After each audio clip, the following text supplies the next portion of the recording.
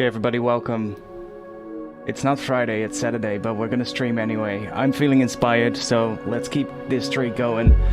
This is the track from yesterday. We almost finished it, so I'm just gonna let you guys listen to it for a real bit until I have grabbed my drink, and then we'll start. We're probably gonna make a new track today, so see you guys in just a bit.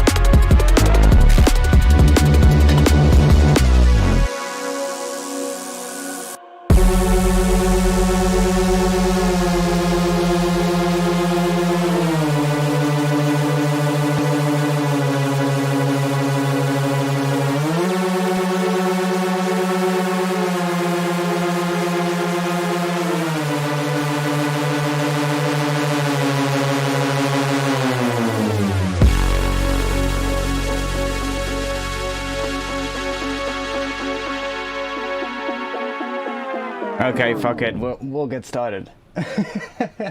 You heard the tune. Welcome everybody. Welcome to a special Saturday stream.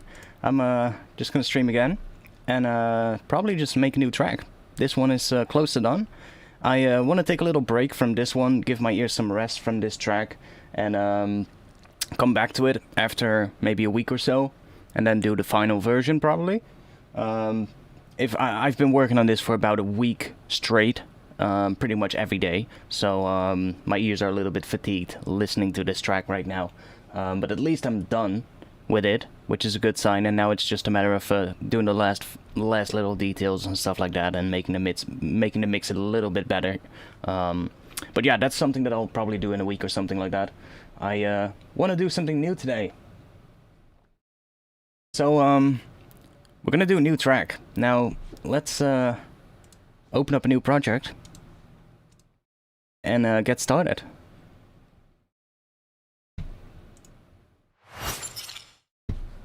So I'm feeling maybe something with a good amount of distortion. I think with this one I had a sort of like a little theme, not necessarily a theme, but one thing that I really used a lot in this track, and that was the pitch bend chords. I'll see what this one is gonna be. Maybe we'll use some good amount of noise and distortion in this track and really utilize and explore that for this one and see what happens. I think I want to make a bit of a roller kind of tune. today.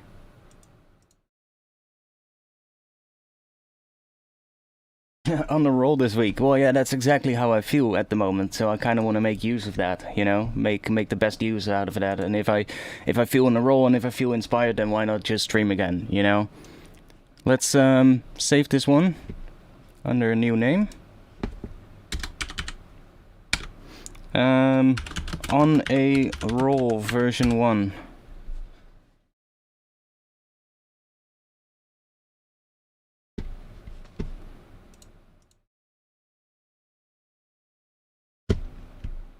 So, yeah. I think, yeah, like I'm thinking something, I don't know, maybe with a noise bass or something like that, because in the other track we're doing a Reese, right? So I'm thinking of doing something different for this track, maybe doing a noise bass, something like that. Maybe a little, I didn't use any ARPs or something like that in the other track, so maybe an ARP thing might be nice, just to make it different, right, from the previous one. I kind of feel like the other track might be really nice with a vocal on top. But I've been looking for a vocal and I can't really find a good one. So I would probably have to find somebody to do a vocal. But if I'm gonna use a vocal in this track, then it's probably just gonna be a really short snippet in front of the drop or something. Probably something like that. That asks for some rollers. Yeah, well, I mean that kind of, I think that's also the kind of tune that I want to go in today.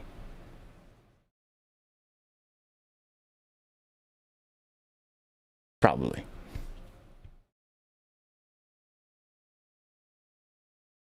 Such a missed opportunity, mate. You should have called him pasta.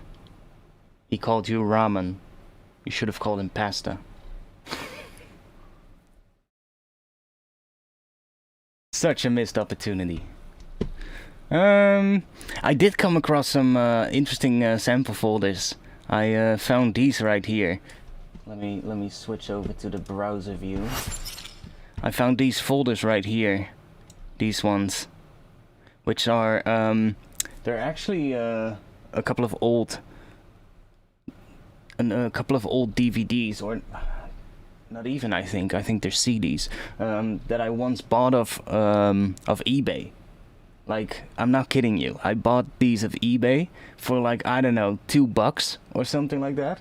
And somebody literally sent me like 1, 2, 3, what is it? 5 plus, sent me 8 CDs filled with like acapellas, sampled vocals from TV shows, and literally all kinds of stuff. And I came across them, I was like, oh shit, I still have them. Like, I still have them right there on actual CD. But I still had them on my hard drive, and I was like, oh shit, there's probably a lot of hidden gems in there. There's like all kinds of weird stuff. Speeches, reggae vocals from like old sample packs that are probably not even sold anymore, you know, stuff like that. He's got 9 steps, he's got 9... See, all those kind of foot of the ladder, at the sampled weird things. Loops? What is this? Take my hand and fly with me. But there's like a shitload of stuff in here. Movie quotes. Yeah, that's what I mean. Some of these had a lot of samples in them as well. And it's like literally unorganized mess of just stuff. Voices.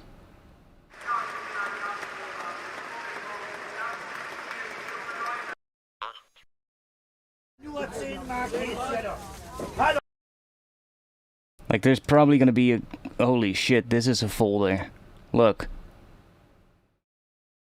Oh, if I remember correctly, this guy literally sampled season 1 and 2 of South Park pretty much completely. Hey Stan, isn't that your dog? Yeah, he must have followed me to football practice. You see, he is smart.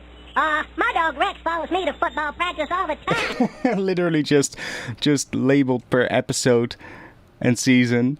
Like, what the fuck? Somebody had too much time. Like, I don't even know where this guy just got all these samples from, literally, but Like, all these numbered ones are all South Park. What the hell is wrong with you? How come you're not yelling and whining? Well, Yeah, dude, that was hot. This guitar rocks, man. Like, it's just such a gold mine of little vocal samples. Yeah, dude, that was hot. There you go. Pre-drop vocal sample. Let's just let's just put it in. Fuck it. We'll just use it. Like, literally, there's so much in here. bye, kids. Well, go put that pizza in the oven, bitch. I'm hungry.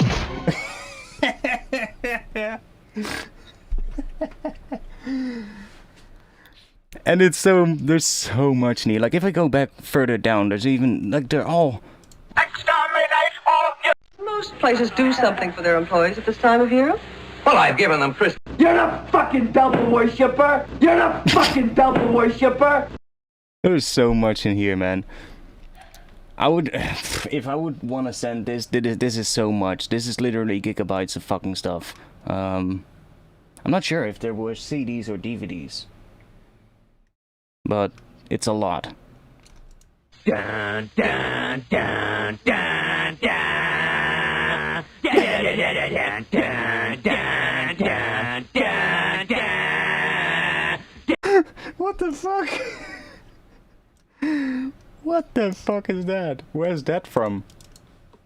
Does somebody know? Dun, dun, dun, dun, dun.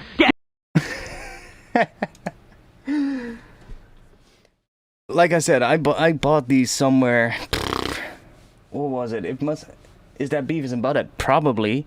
If he samples South Park, then there might probably be a bunch of Beavis and Butthead samples in here as well. Like, I think a lot of these are from cartoons and shit. Pull yourself together. Yep, totally Beavis and Butthead. Make me wanna puke! Yep. So yeah, I mean, no, but I this must have been 2004, 5, I don't know, long time ago at least, that I bought these from eBay. Like, it was literally just, I was just browsing eBay, and I think I was browsing sample CDs and just seeing if they had like some nice like cheap sample CDs. And then I came across that one. It was just like some weird random person somewhere in, I think in the US.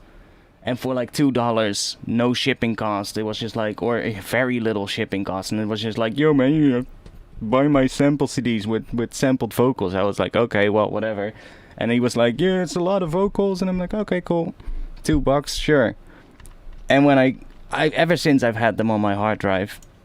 I don't like my job, and I don't think I'm gonna go anymore. And it's just completely filled with all kinds of stuff. Control, you must be in control! Like they... Come fry with me, we'll fry.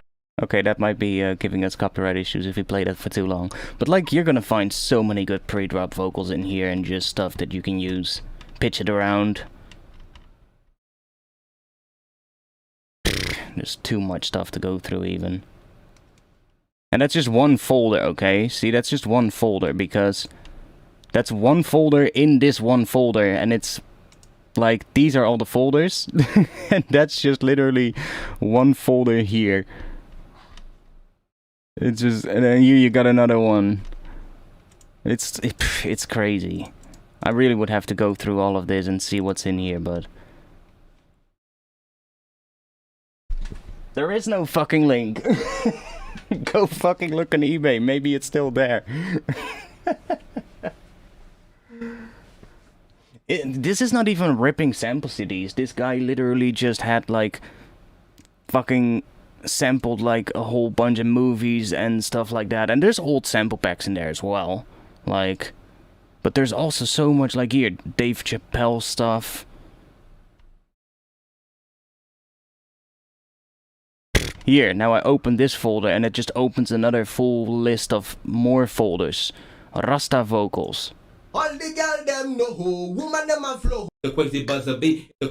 It's literally just a mess of just all kinds of stuff, basically. Deaf boys! growly voice you've got. Like, those are literally from some old sample pack or something. Spoken word, that's it, that's that. Sexy vocals. Screams. Oh, there's only one sample. Yeah, and that is then ripped from some website or something, I don't know. This guy probably just took all his fucking vocal samples and just put them all on one collection. Like, these are all acapellas. Yeah, they probably were DVDs. Like, this is way more than what would fit on one CD. You know, all kinds of acapellas.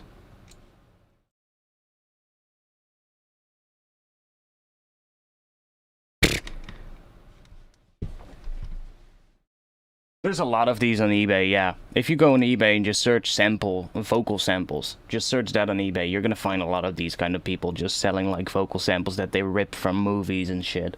And honestly, most of the time you can buy them for like a couple of bucks, so for that, I would just buy them, you know, fuck it. It saves you so much time going through movies and looking for stuff, and you just have a whole collection. You can just flip through them and see, oh, that one sounds kind of cool, you know? The only thing you might have to be a little bit careful with is the copyright. Yeah, I think it was 4 GB on a DVD, something like that. I'm not entirely sure. Motown acapellas. Like all the classics, Diana Ross, the Four Tops, Jackson 5. Like, those are great if you want to need some vocal chops, just grab a random acapella. French rap acapellas? Or not? No. Whatever. Yeah, it's just like, I came across them, I think it was yesterday evening. I was just going through my sample folders, just looking for some vocals. And I came across that, because I searched for vocal, right? And I was just like, what do I have? I searched for vocal, and I was like, hey. And I think I searched in my Windows Explorer or something. I was looking through, like, folders, and then I came across these. I was like, hey, what's that? And I was like, oh, yeah, I remember these. Holy shit. It's like probably these first 2 CDs are just like entire acapella for, what was the site again? acapellaforyou.co.uk or something like that. That's just basically that entire website just ripped. Basically. Because those are all the acapellas on that website. So, I know a couple of the places where he probably got these from, but there's just so many.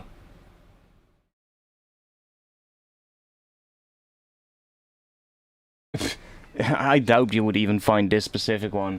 It was literally a single person, just a random person. Who would, like even... They would just literally just burn CDs. Like, this is not anything professional. This is just a guy with a CD burner at home, or DVD burner, just burning all his samples to a DVD and catching a couple of bugs. You know? And that happens so often, and still does, you know, it still happens. Heck, within hip-hop, for instance, people these days, there's people literally making samples, just making loops that hip-hop producers can then buy so that they can sample things without having to worry about copyright. That's literally what happens in hip-hop these days. There's whole groups of people, producers who don't want to be in the spotlight, who've literally just started making just music that sounds like old music that hip-hop producers would sample. But then original, newly made music. And they just make these loops of like, I don't know, 8 bars, 16 bars, something like that. And just filled with like things that hip-hop producers would then sample. But then most of the time they also give you the separate stems of that, right? So that you have the separate layers. And that's what happens in hip-hop these days most of the time. Simply because people don't want to have to deal with all those lawsuits anymore. And that's basically just a whole next step of that. I guess that's just a whole evolution of what happened back in the day, where people just sampled stuff from records and just sold them. No, not even replicating a piece of an old song. There's literally people these days whose job it literally is making sample CDs, which are not necessarily samples, but just making loops that sound like old music, not necessarily remaking something, but just making stuff in that style that is then put on sample CDs that hip-hop producers can buy so that they can sample it safely. That's literally what they're doing. It's not even that a producer goes up to them and says, yo, I want to sample this tune, but I don't want to have to pay royalties, so could you remake that? That's what happened before that. That was the pre-evolution of that, basically.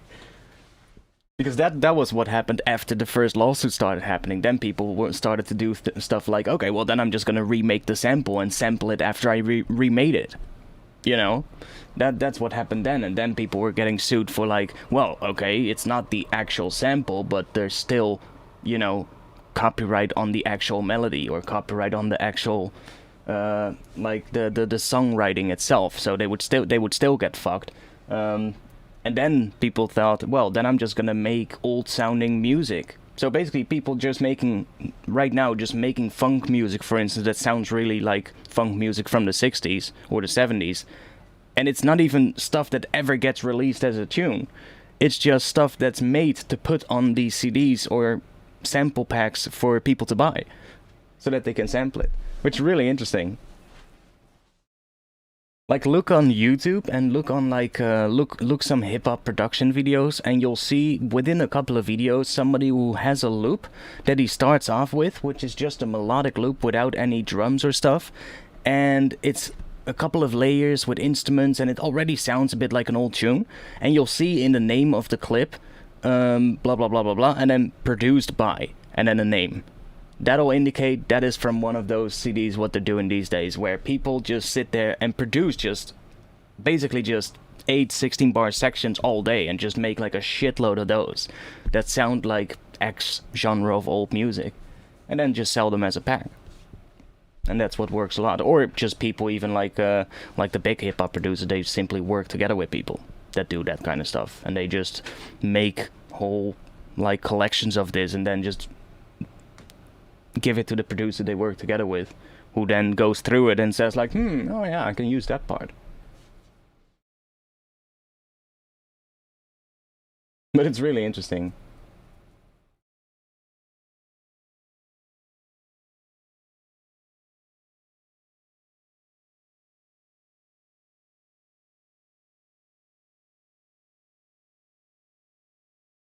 Oh, totally. I'm still definitely. I love sampling itself. It's great. Totally.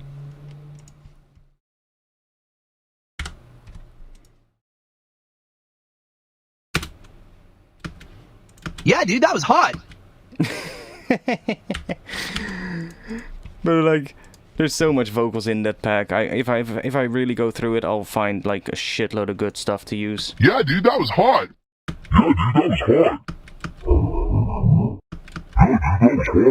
Yeah, dude, that was hot. Yeah, dude, that was hot. Yeah, dude, that was hot. Okay, let's see if we can make some music today.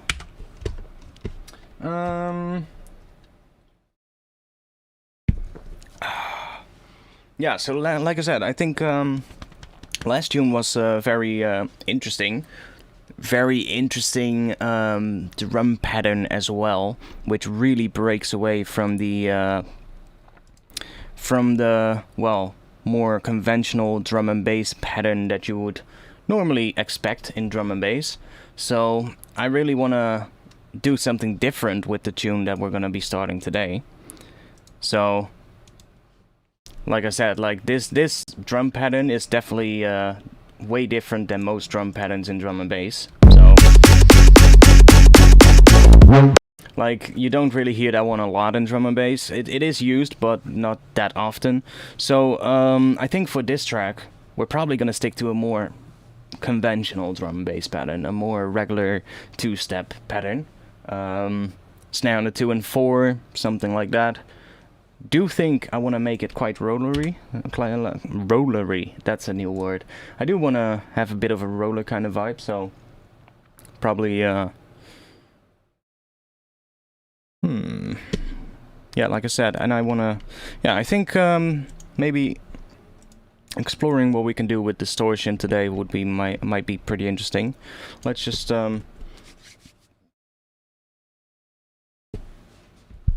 Oh yeah, wait. Let me let's open up Faceblend. I've not used the new version yet. Let's go to the beta version and grab the Faceblend beta.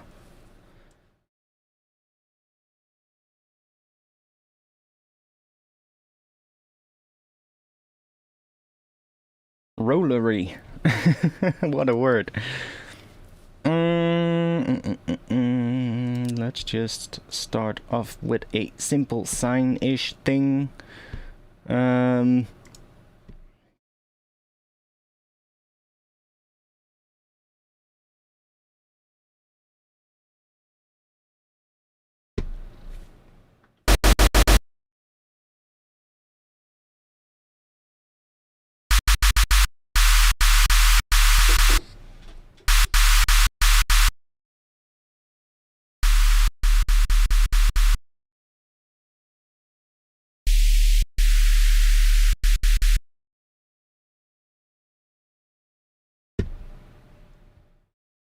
Ah, okay, so what have they added?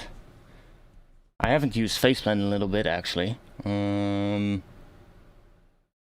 do like the new groups here, though, or everything, or I think they did change some stuff here, but...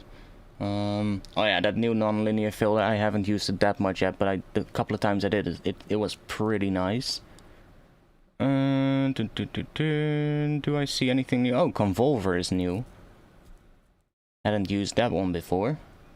Oh yeah, and they added groups now as well, so you can basically group snap-ins in the upcoming versions of Faceblend, Snap-Heap, Multipass. You can basically start grouping snap-ins together. So if you have multiple effects, you can group them in a group, which is something that you weren't able to do before. That should be pretty cool. The vocoder, was that one in here already? Maybe it was, but like I said, I haven't used it in a couple of versions, so haven't seen that one before either. Let's see, distortion.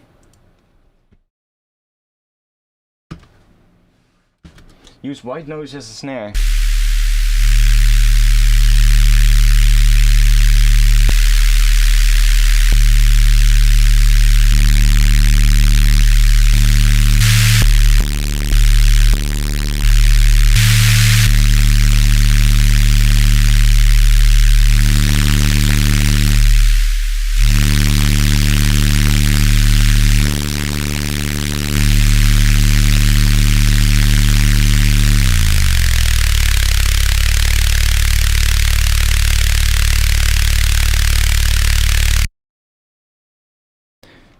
Let's move this one here, and that one there. So we get the noise first. Can I move that one here? I'm gonna send it out. This one is also sending it out. I'm not sure if this works the way I think it's gonna work, but... yeah, that's not working how I think it works. You can add a...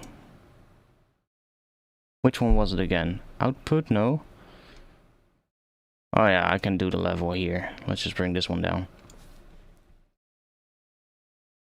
See, what I'm doing here is I have this one an octave too low, basically. Which makes the distortion on the noise a lot more sort of like gritty in a way, because it's slower, of course. If we then high pass that, we don't even need that distortion. We can use the distortion in here. Just add that here. Set it to fold back, which we had. And then I can high pass that again after this one. So basically removing the sub and then add a separate sub underneath it.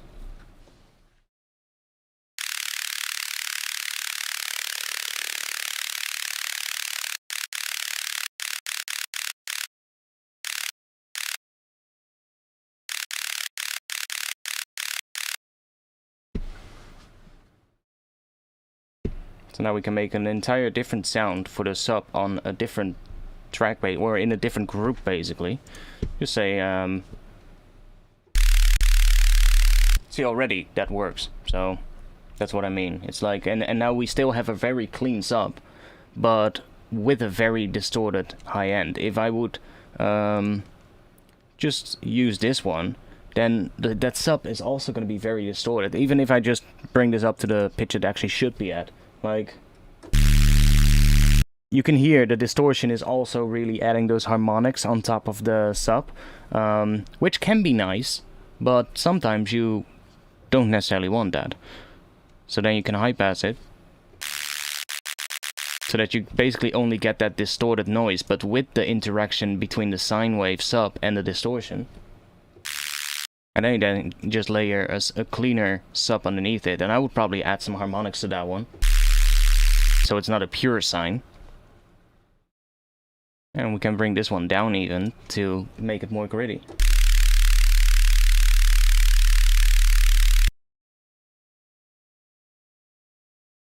And we can even say, send this one to lane 1, send this one to lane 2, process them differently, for instance.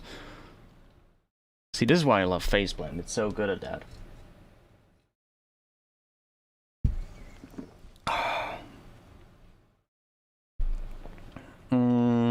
What should we add here?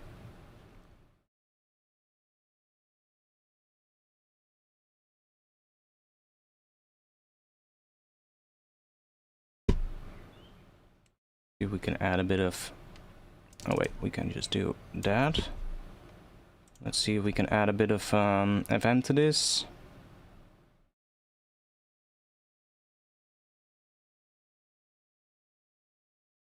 Oh, that's nice. They also added that little visual thing there. Not sure why it's not showing up now.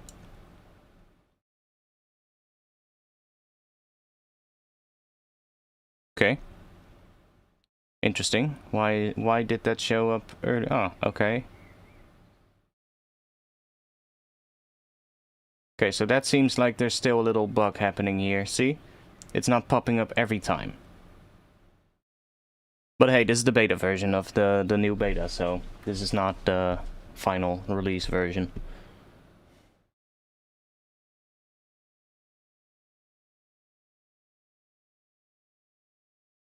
Give it a bit of a shift like that. I do like having that sort of like shape on my sub basses. You can do this with just the harmonics, with like an additive synth as well, I guess.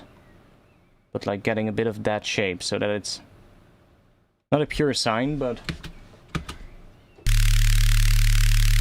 see, that's kind of what it sounds like. So if we take that noise out,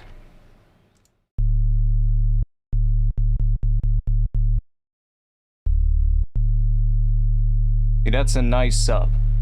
That has a good amount of harmonics. And I've been using that in Serum as well. I made a whole wavetable that basically has that shape, which is I've been using quite a while now, and it actually works really well for sub. Let's add some.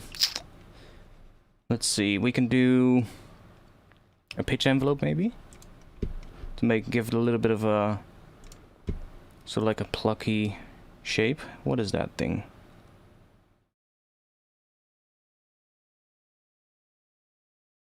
Oh, that triggers the envelope. Interesting. See, that's another thing I hadn't seen yet. Let's just do something like pretty short. Apply that to... Yeah, we don't need it on the noise necessarily, but I don't think it'll do much on the noise. Let's see what happens.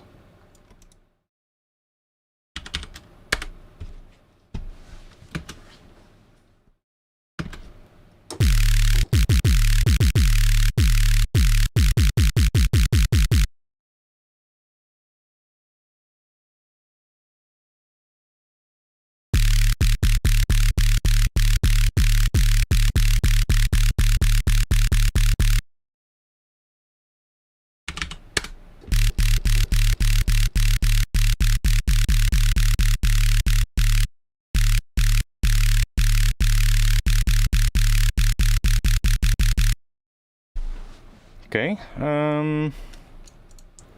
should we do next? Add some, still add some slight distortion though, to kind of glue them together.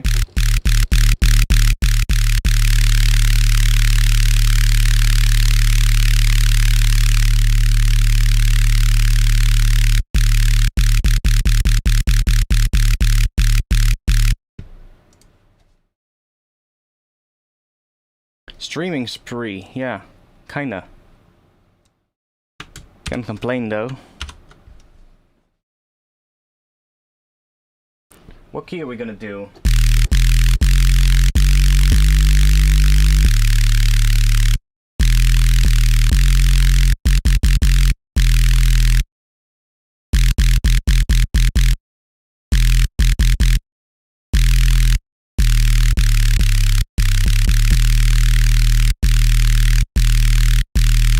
Feeling D sharp.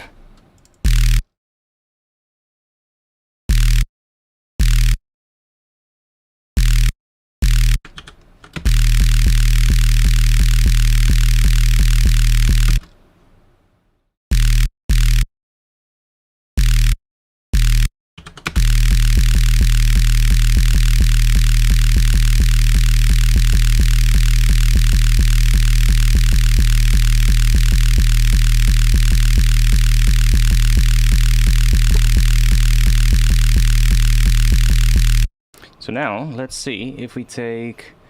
I can use an LFO as well. I think. What are those? The unipolar... minus, plus, okay.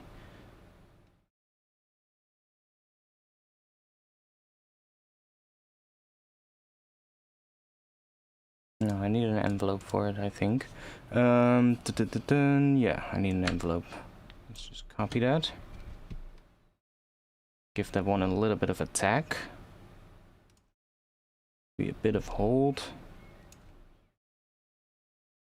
And then let's control one of these, maybe. Or we can just add a filter. Let's do a filter instead. Add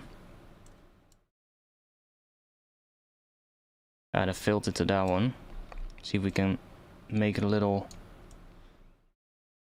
movement in it.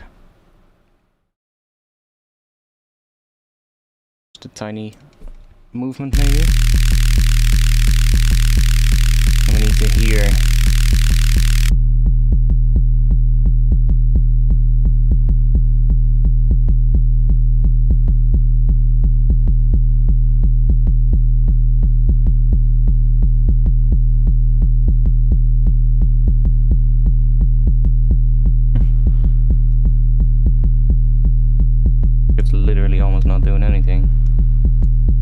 Oh, my bad.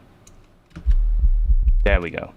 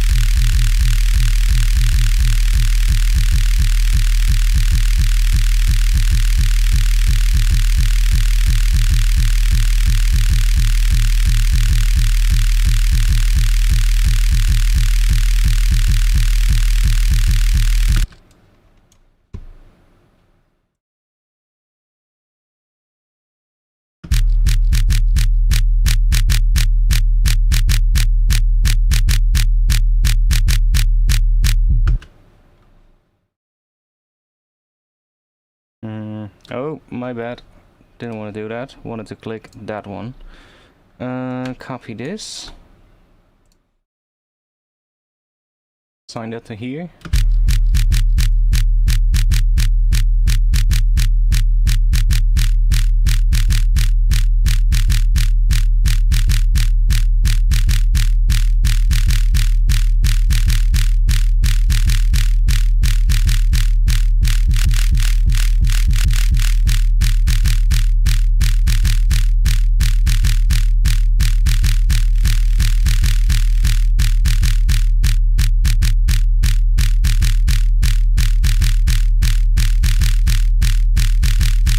try using that for now.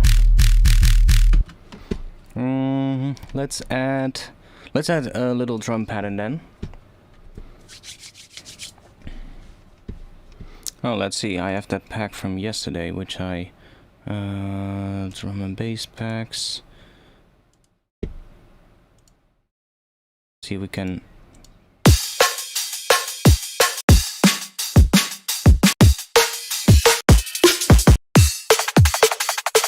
Not that I'm gonna use a full loop, don't worry, but just looking for a bit of a roller pattern so that I can write the bass line to it.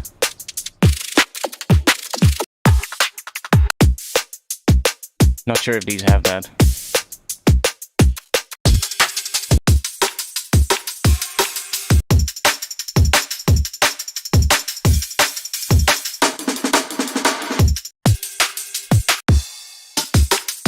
No, but we do have kicks and snares here, so let's just use some of that. Oh, D sharp, nice. I said D sharp, right? Let's go with D sharp. Let's just drop that in here.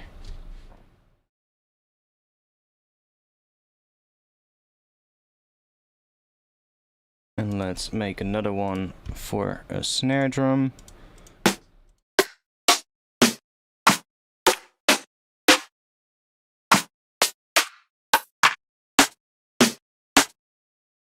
Sure. It's in C sharp. Let's pitch it up 2 semitones. So it's also in D sharp for now.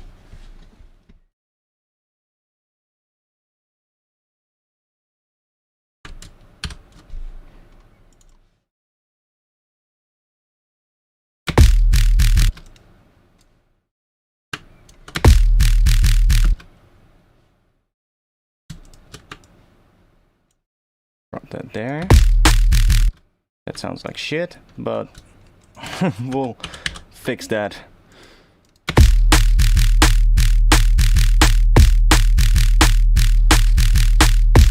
Let's see what kick pattern we're gonna do.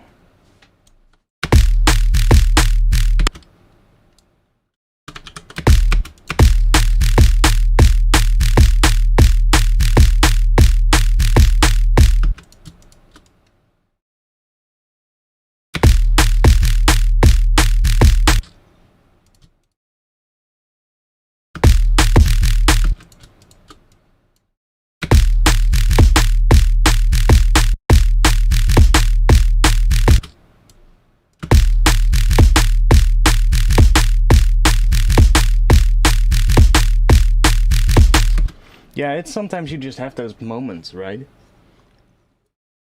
And something just clicks. And you just had on a roll.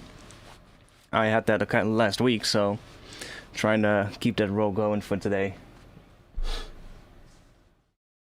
But it's always going to be a struggle when you're starting with something fresh, because it's always that first moment, right? It's always like you're not sure, looking for something that sounds relatively interesting, that makes you go like, oh yeah, that would be sick. And then from that moment on, it's usually just it goes properly.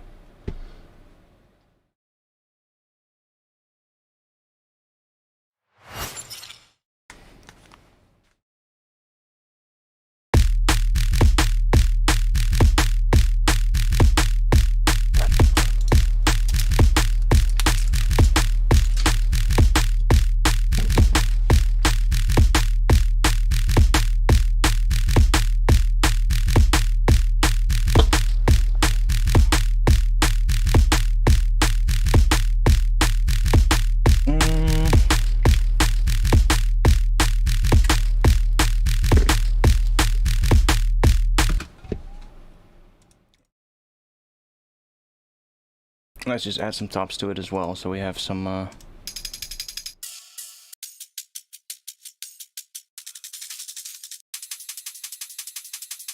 let's just do one of these, and I'll do a different snare drum actually, but we just need some stuff to get started.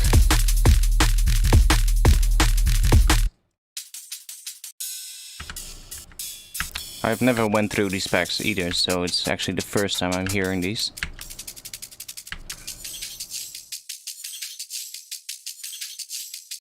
That one's kind of cool.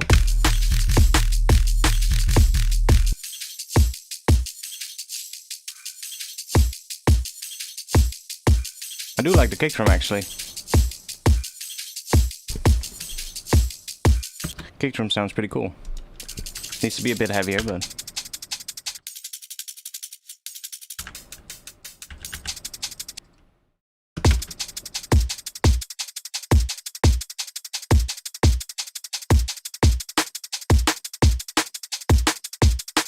yeah, I'm gonna replace that snare drum with something else. Let's take one of these for now, because these are way heavier.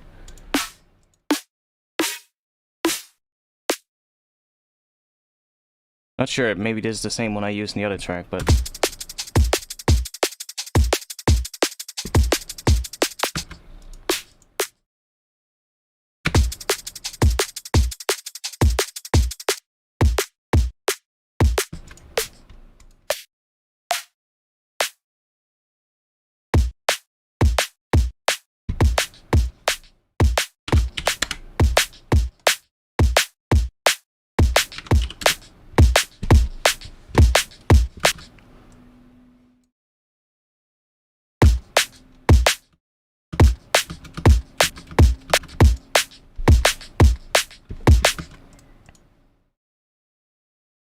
grab an EQ on this one, so we can see what that is doing. That's hitting roughly on a B. It's gonna be a bit odd, but don't really mind too much. You can do that by ear as well. Snare drum I think is a bit more important. On the that one hits roughly around a D sharp 4-ish, so might work.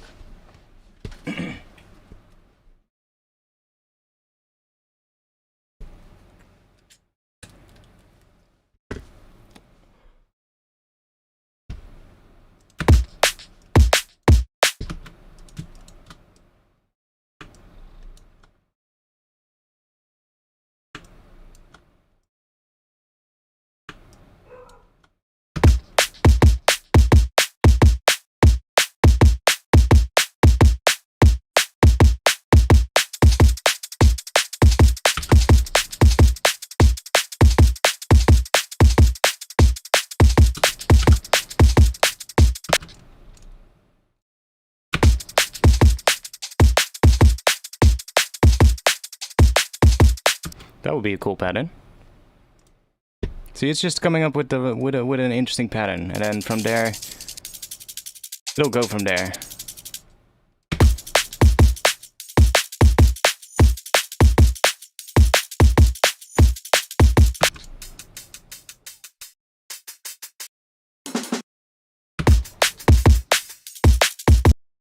Oh, that one actually worked.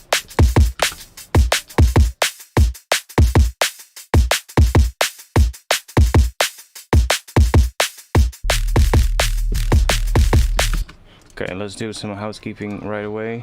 -8. And then let's just boost the level here. Can you shut up outside, please?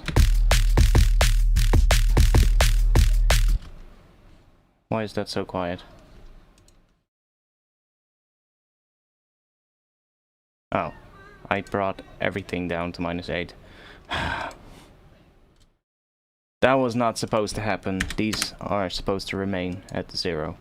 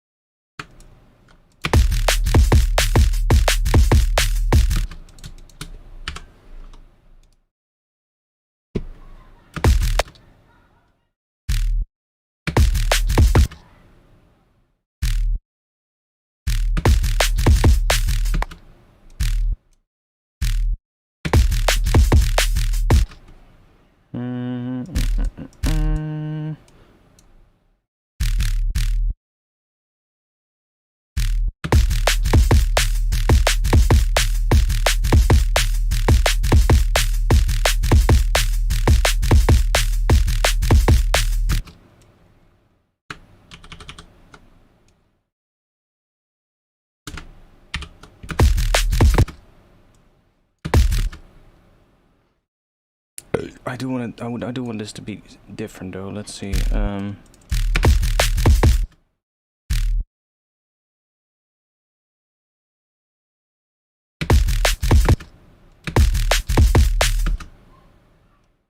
Oh, actually.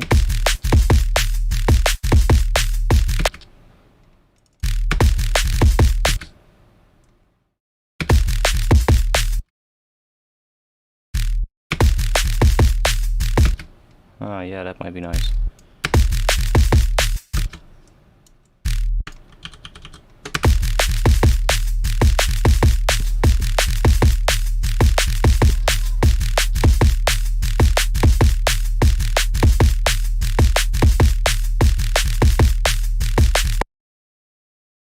Huh?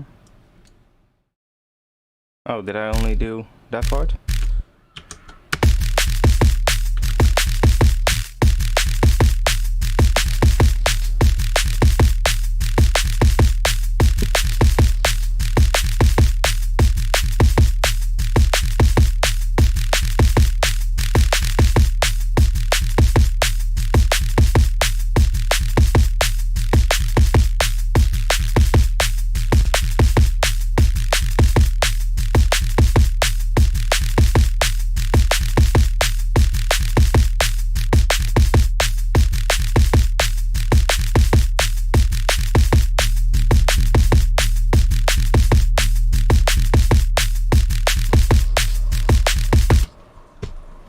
Let's group that. No, we don't have to group it. We can just do it on the track itself.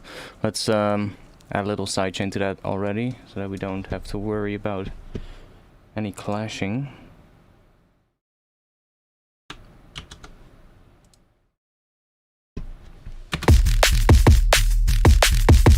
See that right away? It makes the whole drums just stand out so much more.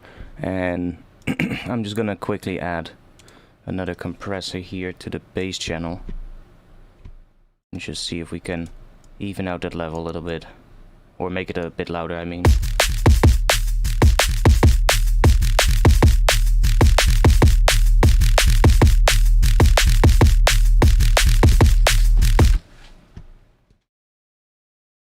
Okay.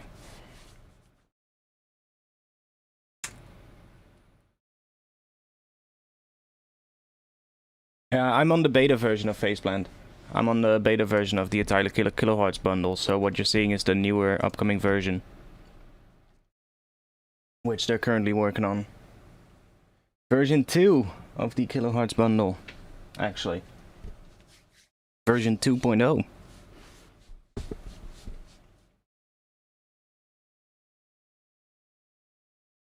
Kick and snare have a fade in at the beginning. Oh, maybe. I haven't even looked at that yet. I don't really care at the moment. I'm literally just getting started. Coming up with a little idea to get us started with, you know. Will they add the third-party plugins support? I don't know. I doubt it though. Because that would beat the whole purpose of them selling their own effects. So, I doubt it.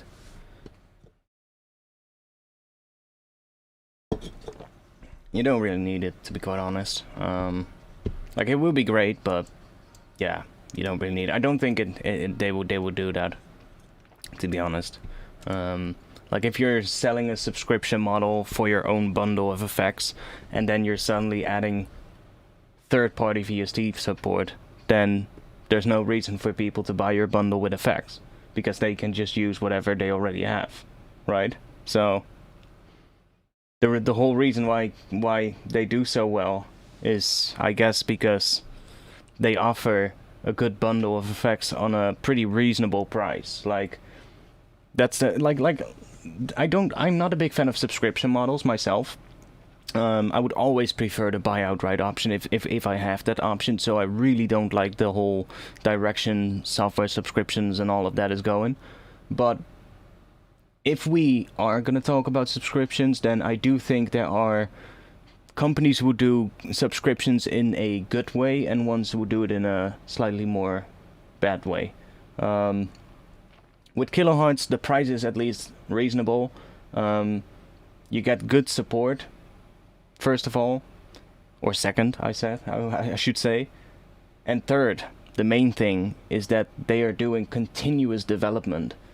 Now, I have seen countless of software subscriptions in the past where people were forced to pay monthly and literally saw no updates for like a year or something like that. And then at that point it's like, why am I paying a monthly fee then? You know, like, and there were, this was in like a graphic software, I think it was, a while ago. And it's even going on right now with the whole Apple M1 thing. Like, what is it called? That thing that the M1 runs on. It's some kind of a new thing. And not all plugin developers currently support that. So that is another thing, and that has been out for a while. Like, it's been out for at least a year or something. Then and Apple has released that like a year ago or something. It's like I think it's some audio framework on the new Macs or something like that. I don't know. I'm not a Mac owner, so I'm not sure. Correct me if I'm wrong. But it's been released like a year ago, and even up until this day, there's only a very handful select of plugin developers who've made their plugins to work properly with that thing that Apple released. So there's a lot of people who actually bought new Macs and have issues with certain products, with certain software products, because the developers didn't bother of implementing things. And I was watching a video earlier, and on YouTube actually, was somebody who, I think he's a film composer or something like that, and he was talking about this as well, and he owns one of those Macs, and he was talking about, he was talking about it, like he owned one of those Macs, and he just literally, he looked into this, like which company developers actually implemented this new thing. I'm not entirely sure what it means, so I can't explain that, but or what that Apple product is. I think it's some kind of audio framework or something like that. And he looked into it, and he found a bunch of companies that implemented it right now after like 1 year after it being released, and a whole bunch of ones that didn't implement it. So then he looked, because he also was making a video, actually about software subscriptions. So he then thought, well, let's look into that. And he looked into it, and he was like, well, the companies who should have implemented this are obviously going to be the companies that get a steady stream of revenue, right? So the ones with a subscription. And he actually found that the opposite was true. All the subscription companies that he looked at in the audio industry, like Isotope, which other ones are there? There's a bunch of other ones that do subscriptions currently. All of those companies hadn't implemented it yet. And companies like FabFilter and which other one did he name? I'm not sure, but FabFilter was one of them, who don't do a subscription model, had actually already implemented that. So you would expect the opposite, right? And that's also what I feel like. If you do a subscription model, at least make sure that you're doing regular updates, you know, so that your customers are actually getting worth what they pay for. Like, if you're paying a monthly fee and you're getting one update a year, for instance, which there's a lot of subscriptions for software models out there, there's a lot of those, and you get like one big update a year, well, why am I paying monthly? You know, and that's like, it happens a lot. Yeah, buy to own is better. I would say rent to own is the best format, sort of like best middle ground. Like, subscription models are also a big fuck you towards professionals. Like, that's just one thing I'm just gonna say right off the bat. It's great for consumers who are just playing around as a hobby with something. It opens up audio products to a lot more people that might not be able to afford them normally, because you're now paying a monthly fee that is much lower, right? So you're able to spread that cost. In the end, you're gonna pay more, but because you're somebody who does it for a hobby, it's probably gonna take quite a while until you get there. Now imagine you're a professional, and all you did was you bought the new version when it came out because you're a professional, right? You use it for your work, so you can justify the cost. And those are the people who would, most of the time, I mean there are exceptions, but most of the people who work in the professional field would at least stay up to date with their software. And that's mostly also because they can just, you know, translate the cost to their clients, basically. And what now with a subscription model means, those professionals are always going to pay more than what they would be paying when they would just be able to buy the software outright and then just pay maybe a little extra for a big update, like every once in a while. Now you're going to have to keep paying. And you're going to have to keep on paying, even if you decide to stop using the plugin. Because maybe that client comes back 2 years from now and says, hey, I want to revisit that track from back then, and we want to do a sort of like a follow-up on it, but it needs to have the same sound with the same instruments and shit. Okay, well, unless you've bounced everything, which also means you cannot go back and readjust things, you're going to be stuck, you know? Or you're going to have to re-sign up for the subscription, but it's just a pain in the ass, right? Gonna have to keep up with all of that, while in the end, most professionals would just probably prefer to buy it straight out.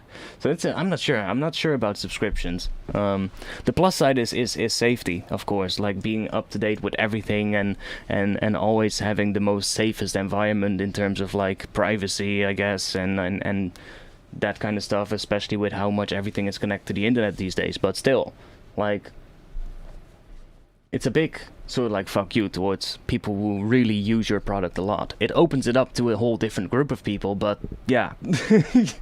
it's a little, I guess it's a double-edged sword, right? But it's annoying. Like, at least I feel like Kilohertz does it in a reasonable way. You get a shitload of updates from them. And they're always developing it. They're always adding new things, so that's always good. And it's also not too expensive, right? It's always, you've also got those subscriptions, like, I mean, I'm just saying, there's subscriptions out there which are absolutely crazy. Adobe just pulled the biggest fuck you, you know? Most companies would at least have, like, a bridging period or something, like how do you say that? At least a period in between where you would be able to, I don't know, still buy it, or you could choose the subscription. Adobe just said, yo, we're switching over to subscriptions, deal with it. And everybody was like, what? Like, I know it because I used to work or used to go to art school when it happened. And suddenly the schools, you know, had to start paying monthly to be able to use the software. And you're paying per machine. You're not paying for a license that you can then use on all the machines in your school. No, you're paying per machine. So the bigger your school, the more you're going to have to pay. And before, they would just need to buy a license, but that's every once in a while, right? Every time a new version comes out, they just buy one license or buy a pack with licenses for the amount of computers that they would have. But now suddenly that switched over to monthly payments, and that for a school, that's a big change, you know? And Adobe was just like, yo, there's no other option. You can't buy it anymore. This is what you're gonna have to do. And that was a big moment in my school back then. I still remember we had moments where we had a limited amount of computers in the classroom which would actually be able to use Adobe software. We actually had like several classrooms for like graphic design stuff, because I did like graphic design in school. And there were like, for I think it was a couple of months, where we had a whole bunch of computers that were using stuff like GIMP and like free alternatives to Photoshop and Premiere and all of that. Just because they couldn't buy enough licenses, because it suddenly went up in price for them when they calculated the cost. It was just like, yo, what?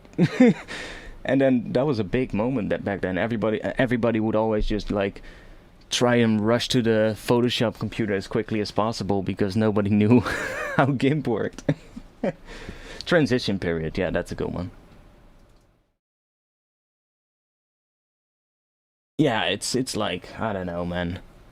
Like it's I get it. It's a steady stream of income, and it kind of, the other thing that it prevents, and that's something that software developers are really happy with. They benefit a lot from that in this particular instance, and that is the people who that actually happened a lot with in the professional field as well. Like, that's what I meant with the exceptions to it. Not everybody would stay up to date with their software, and the best example is Adobe software, because a lot of times with Adobe software, one version upgrade higher doesn't really add all that much in terms of things that you as a professional are really gonna need. It's mostly just slight little changes here and there, maybe a couple of new niche features that only a couple of select people are really gonna need, and that's it. And you're still gonna pay big bucks for that. So what people would do a lot as well in the professional field is just wait like 2-3 versions until they would update. They would basically wait until there's enough new features in the newer version that it would justify the cost of updating, right? So that is something that now is not possible anymore, because now you're basically forced to get a subscription, and that way Adobe knows that you're always on the newest version, and they know that they are always going to get that money when the new version is released, or not even then, they're basically going to get money every month. So that's just, yeah, I don't know.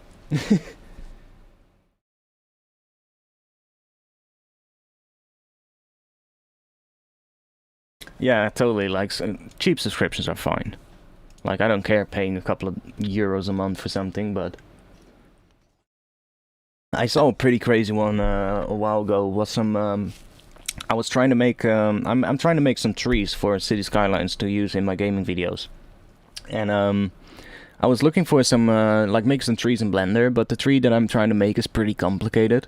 Like, it has a lot of sort of like twisty branches, and like it has pine needles, which are obviously really small, which is going to be quite difficult to make that, you know,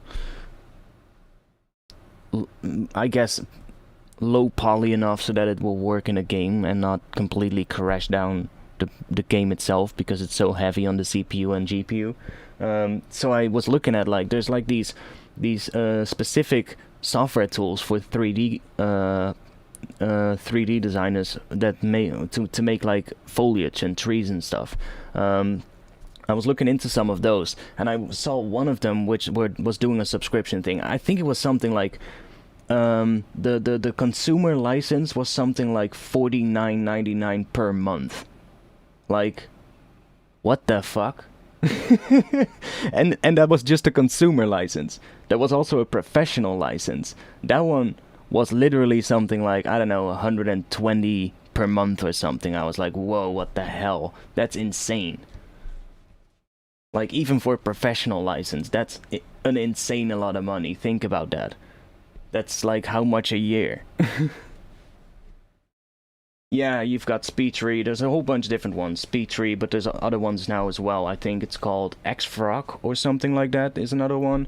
There's a whole bunch of ones. There's a couple of new ones too, and I think it was one of the newer ones. It was just an insane price. I was like, what the hell? If that means if you're going to be doing this for work, you're going to spend like, if it's 120 per month, it's like 1,400 euros a year just for paying for that software alone. That's insane.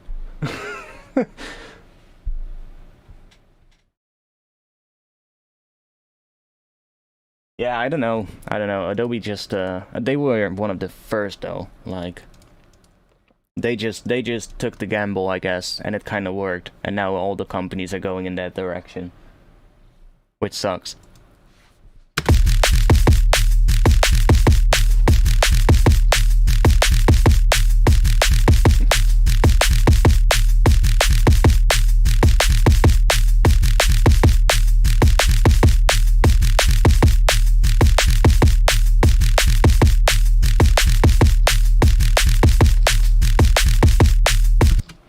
Okay, we are in D sharp.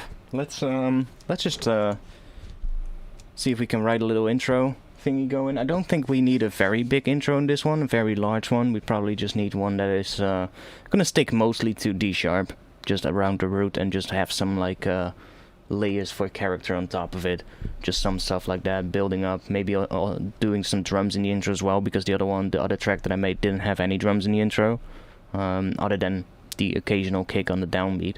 So let's just do a little easier one right here. I think it's probably gonna get more complicated down the line, but for now we'll start with something easier. What are we gonna use? I say open up an Omnisphere. Oh fuck, I dropped Omnisphere on the track of the bass. That's annoying because Omnisphere, the first time I load it up, always takes a longer time to load.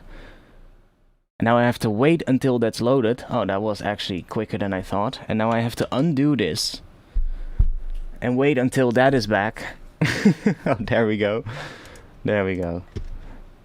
Omnisphere. I never tried Renoise. No, I never tried Renoise. I tried a whole lot of dolls, but never Renoise.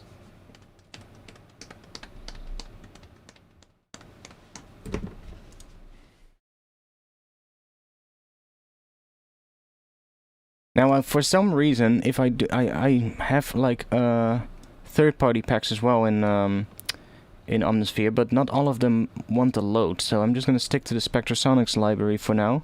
I had an issue with that earlier. I was trying out some of the third-party patches again, and a whole bunch of them didn't want to load up. So probably some missing samples here and there that I might have to fix, but I'm not sure if I still have all the installation files. And honestly, I can't be bothered, so probably will just get rid of a lot of those third-party ones because I never use them anyway. Yeah, Renoise is more like a tracker, right? I used like Fast Tracker a really long time ago when I was first getting into music, but other than that, I never really use any of those things anymore.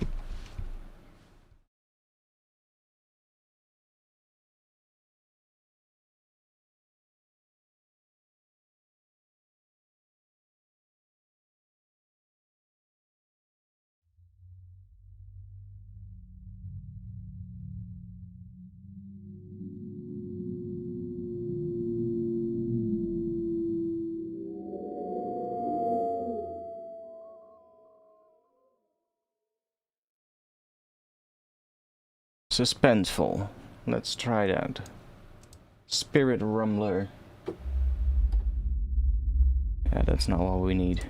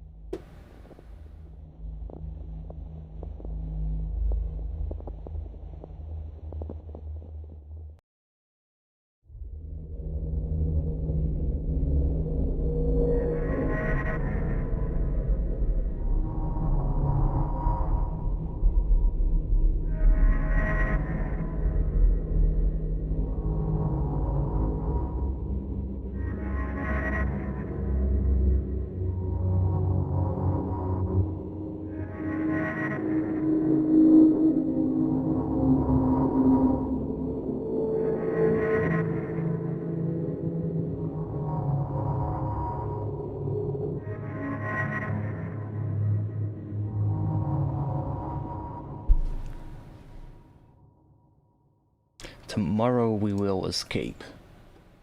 You better sound good.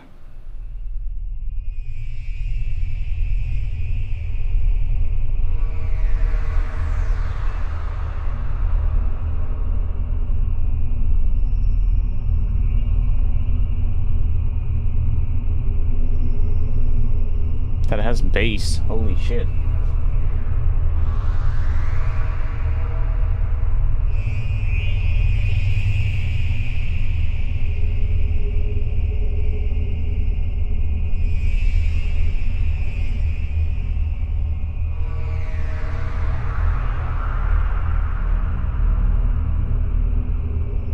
That's stereo as well, holy shit.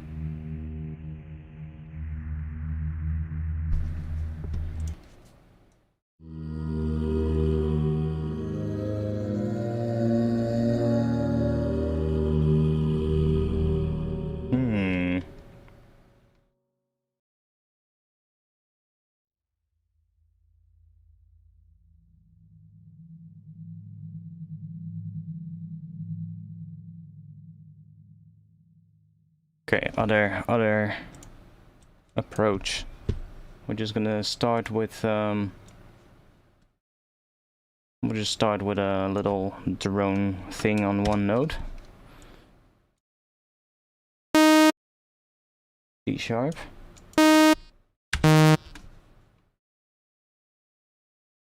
Let's just do a little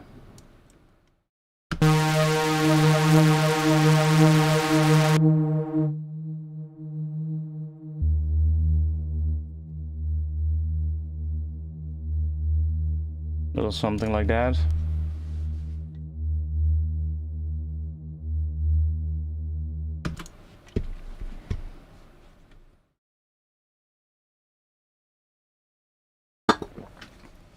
Let me turn the light on. It's getting a bit dark in here.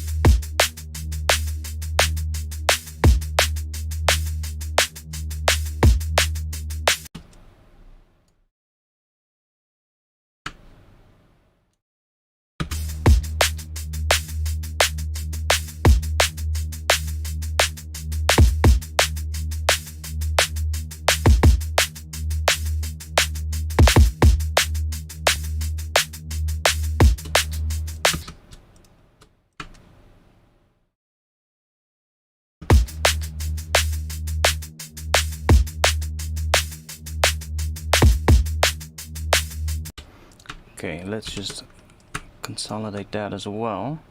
I'm just gonna make that one long node.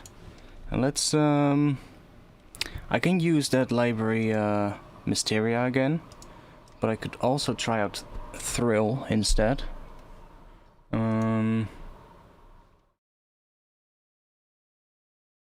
Let's try out Thrill.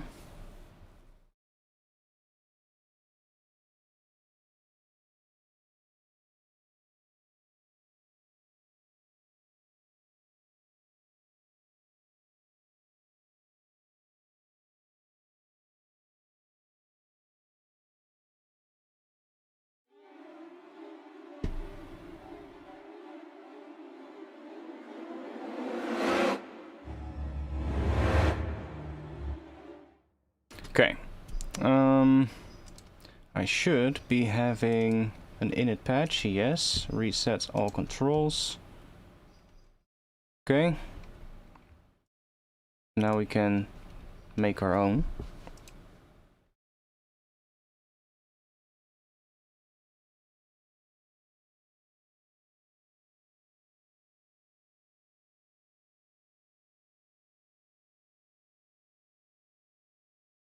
I mean, it's just gonna take practice, right?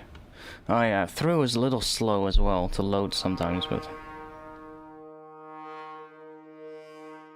Okay, well let's do atmospheres. So then we then we get some pretty interesting things.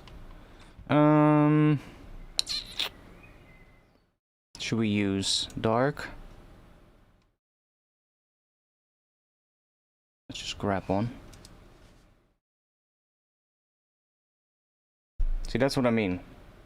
If it's already loading one and then I do another one, then it tends to be pretty slow. But Mysteria doesn't do that. See, it's kind of weird.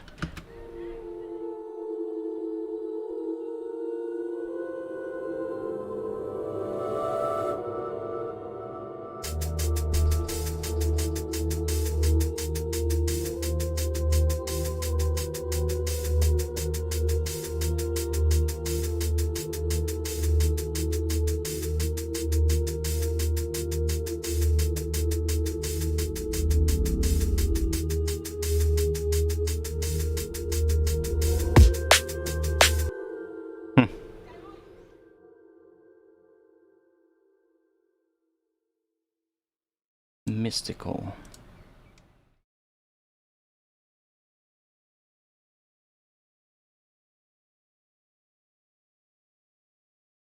This library is so good though, like you can make really interesting stuff with this.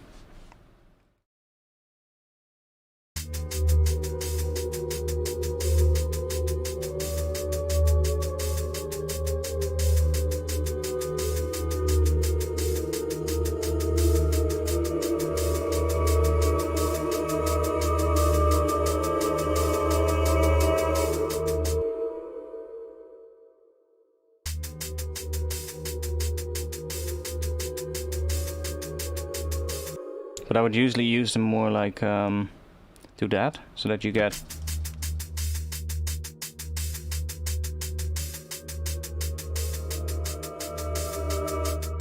so that you get like volume movement on it as well, so then you can kind of use them as like rises, which is really nice.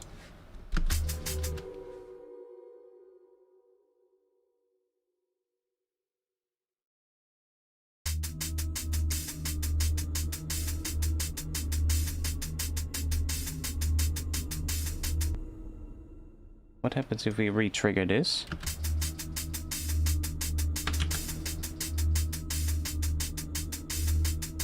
Oh shit, yes.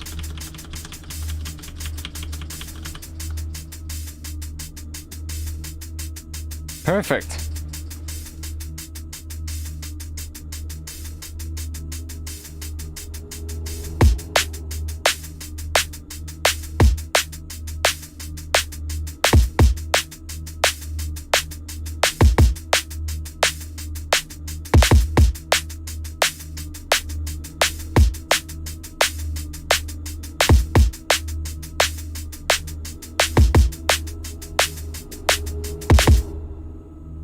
I just don't like it when it goes up, so I might actually just use that as a layer.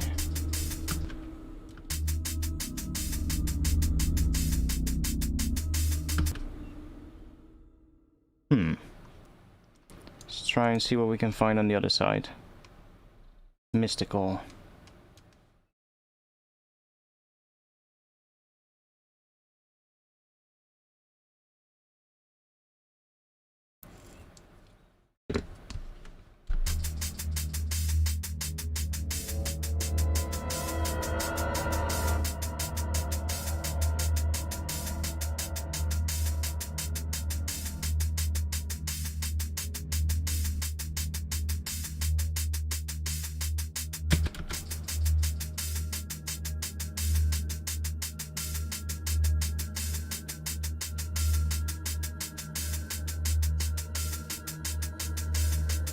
Oh, that one works really well.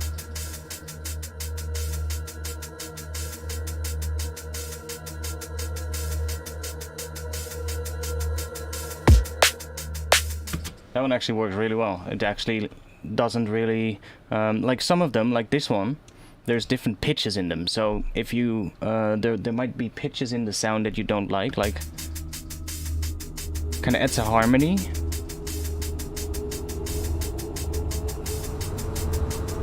See, while this one has more.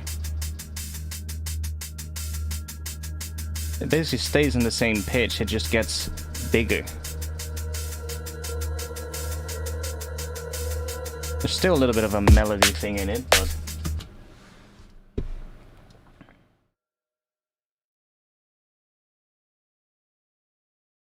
grab another one here.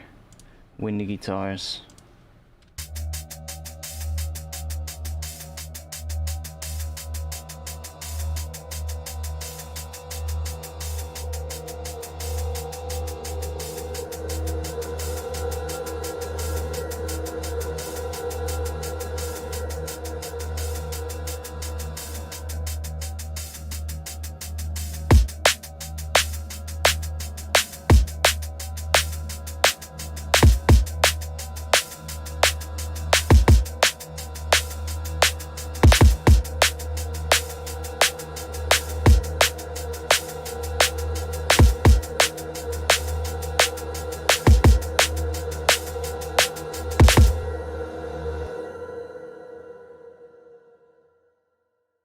We can do better on the left side.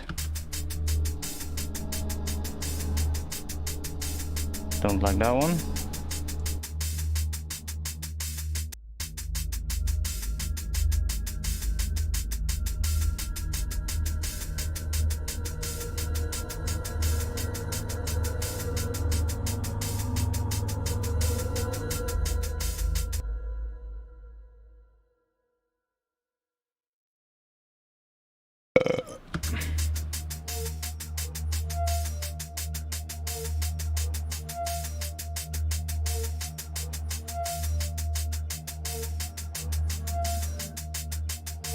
That one is sick too.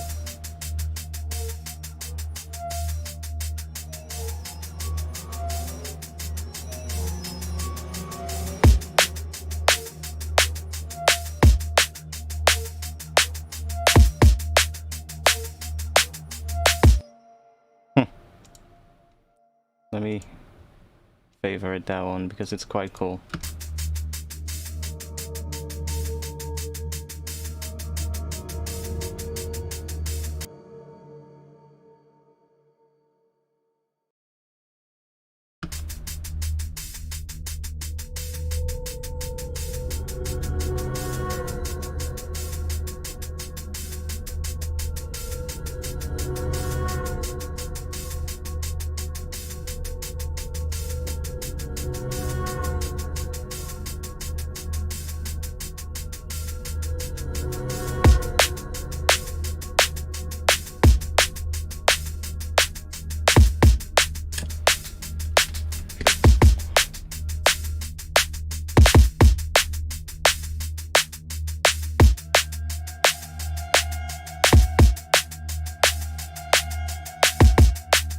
Come on.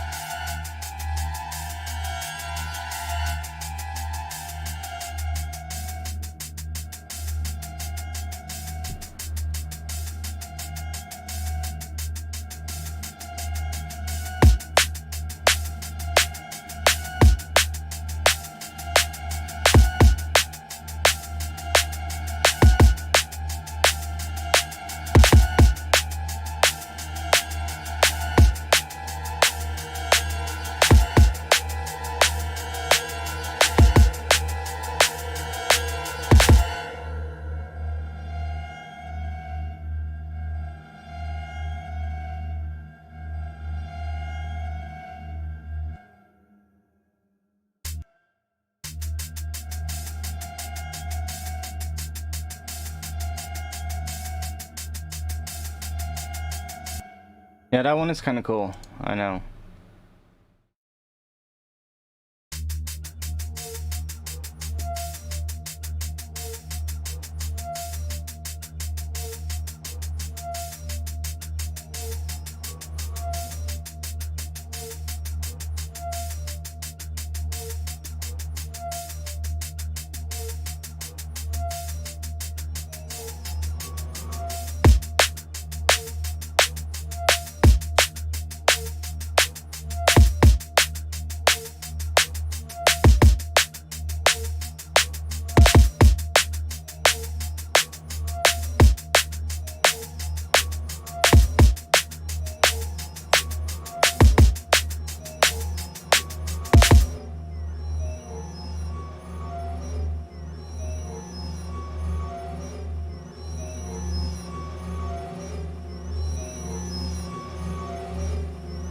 Yeah, that one is weird, but kind of weird in a good way. Y intensity. What if I do this? Oh, that's fucking loud. Let's just turn it off.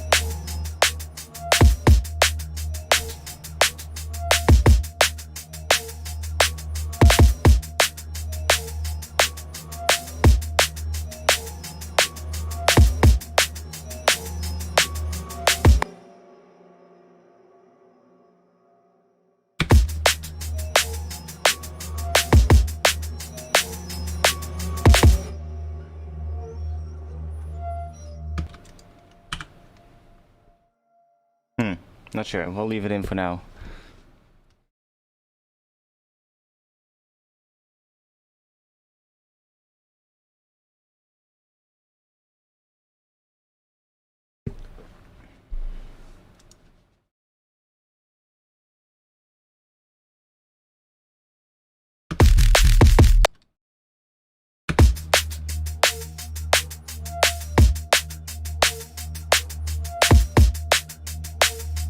Yeah, I think we can do better than it, but I don't really like it too much, to be honest. It's a nice sound, but I don't like it too much in this context. I wanna figure out maybe a little build section so that I can start focusing on how we're gonna make a drop. Like, if I found out that if I get the transition to like intro to drop sort of like figured out, then usually the drop comes after that pretty easily.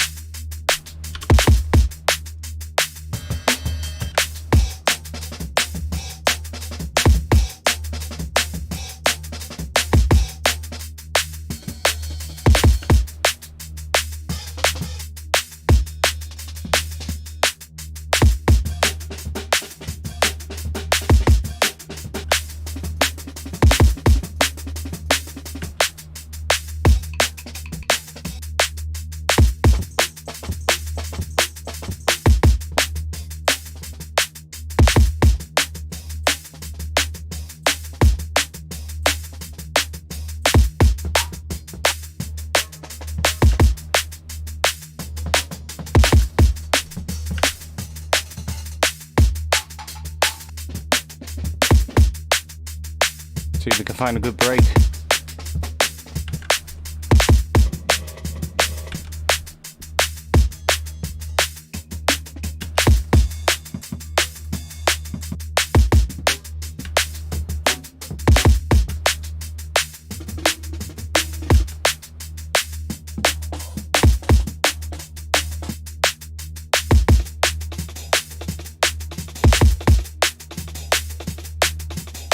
Oh, I kind of like that one.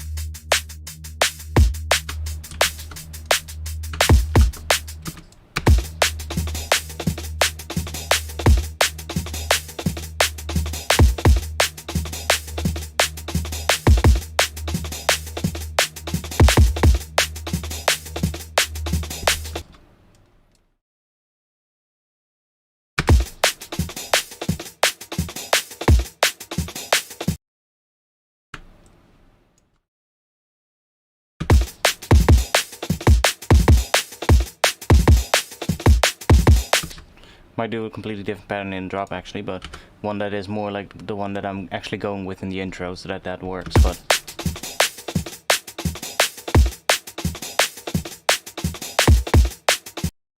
kind of like part of it. Let's see if I chop this to MIDI.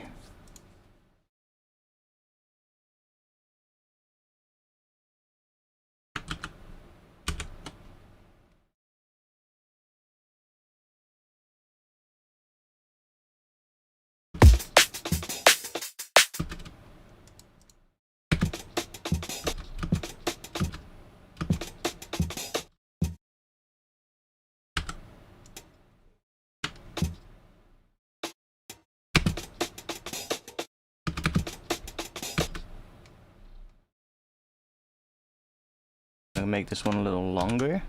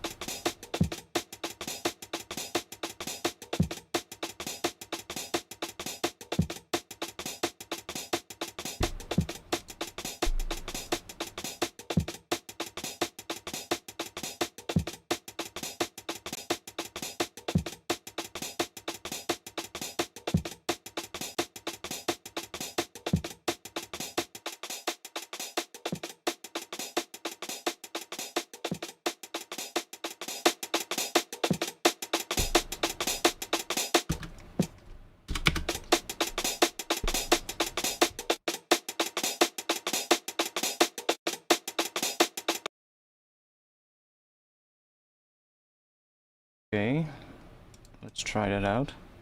Don't have to sidechain to the kick, probably. Only to the snare drum.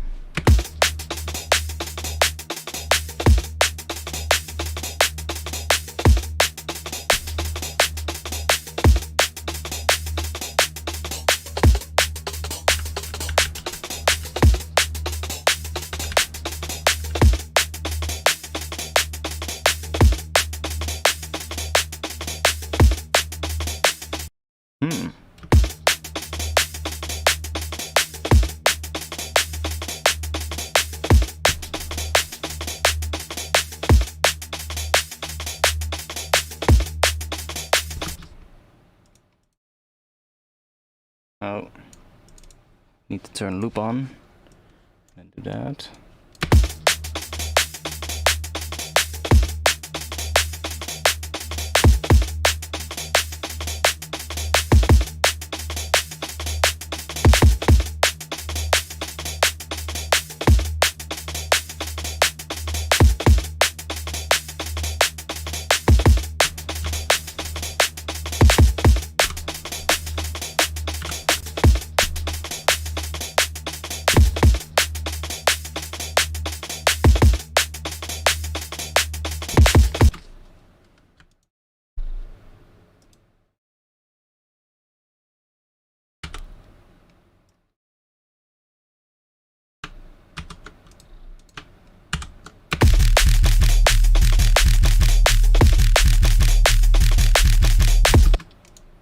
Okay, maybe not actually. on the when I hear it with that bass, then I go like, no, that's not gonna be the one. No. I'm not gonna remove that track. I'll just do that.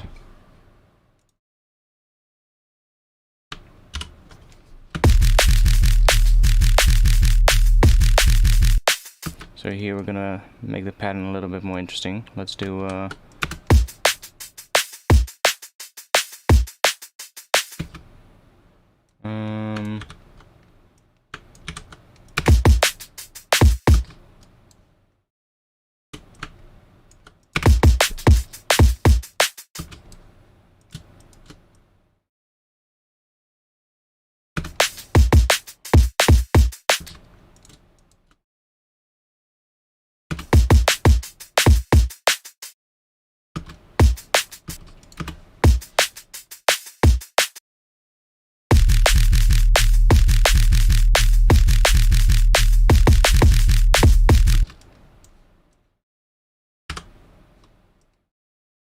I'll just leave it easy for now, just do that. And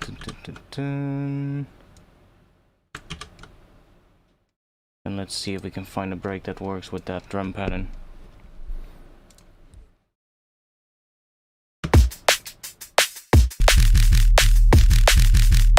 Like the bass is not good enough, but let's search.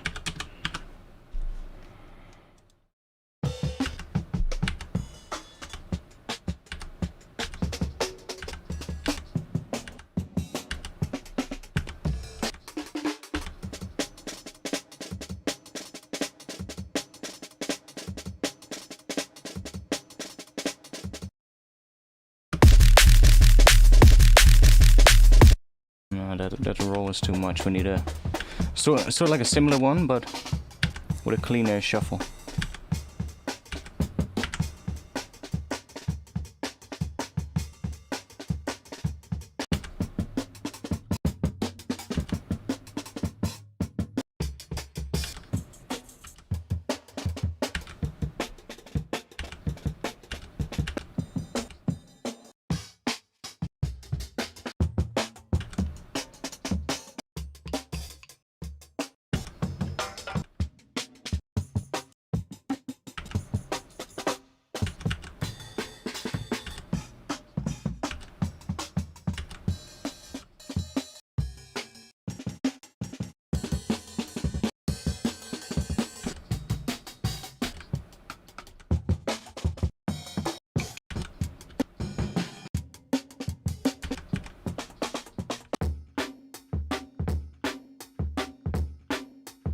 That one is always so heavy.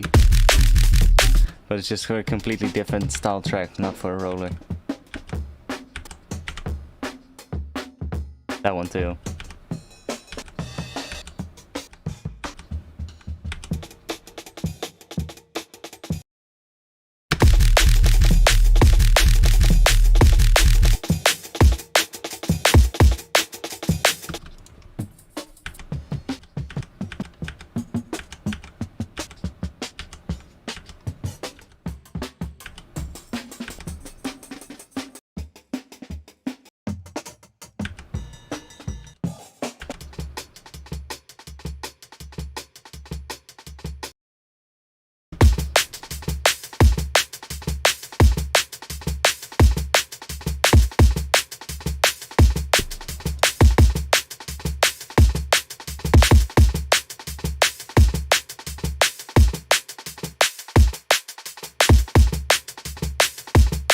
That extra kick actually works.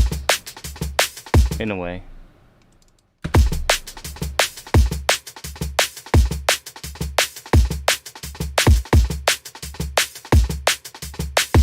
But that's not gonna work when I drop the main bass in.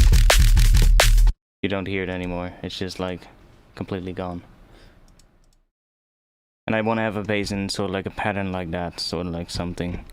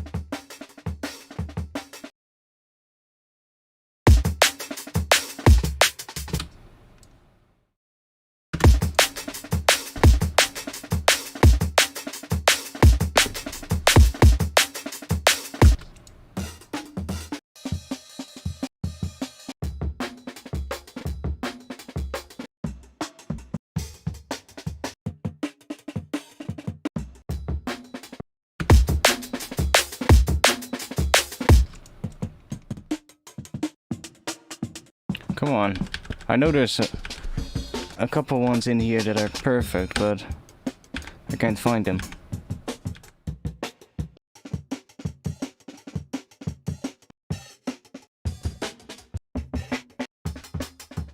There's a couple of ones in here that have a really good pattern for a roller track. Not that one.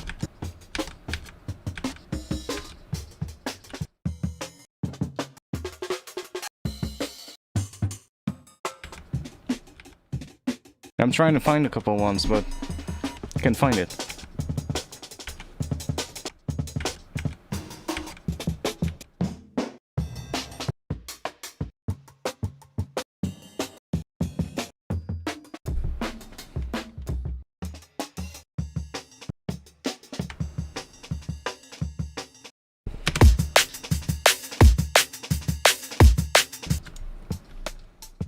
Let's also high pass it a little bit so that I can hear the high frequencies, because that's what I'm looking for, right?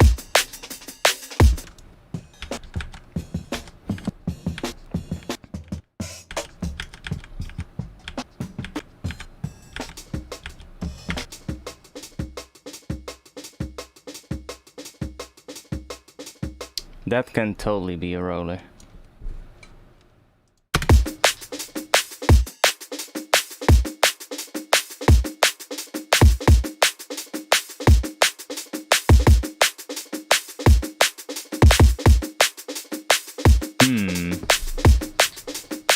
Are we gonna use that one?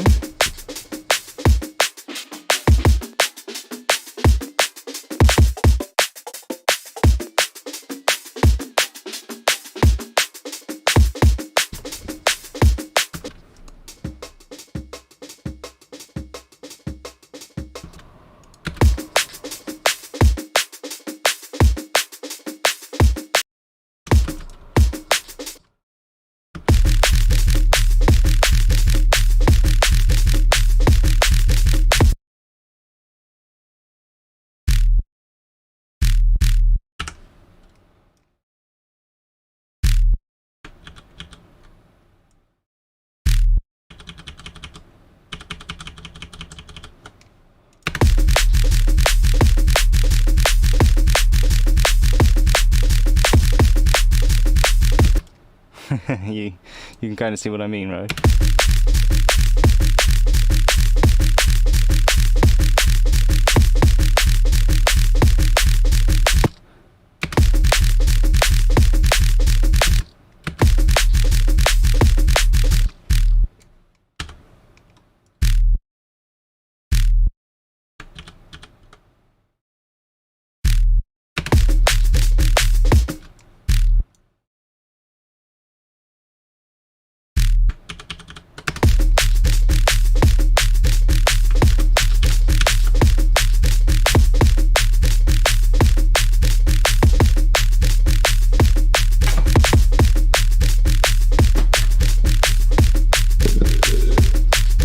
Okay, fuck it. I'm gonna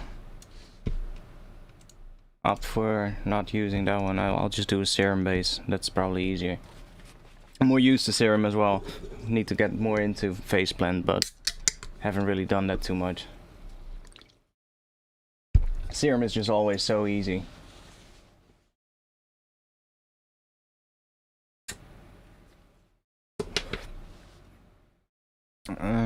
Trying to think of something what we can do. A groove.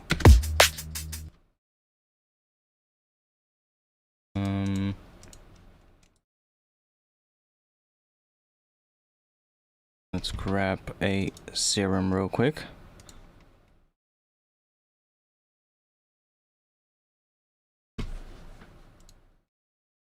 Here, this is that sub oscillator that I made. See, it just morphs into that, so it's kind of like nice sub bass. I made another one which is a little different, but I like the first one more. But they're both good for sub bass.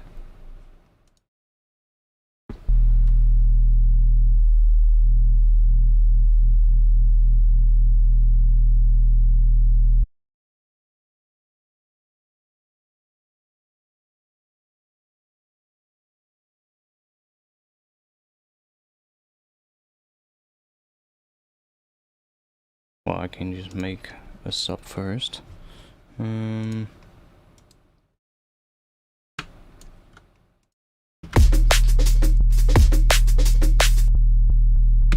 Yeah, done. Track done. Sub bass. Little fill at the end. Drop done.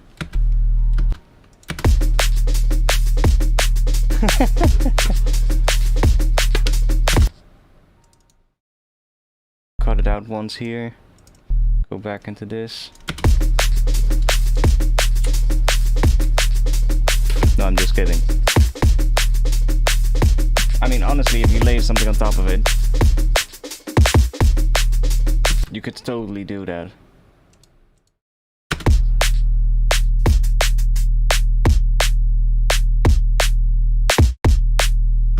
You could totally do that. Copy, drop on here so that we don't clash with the kick and snare.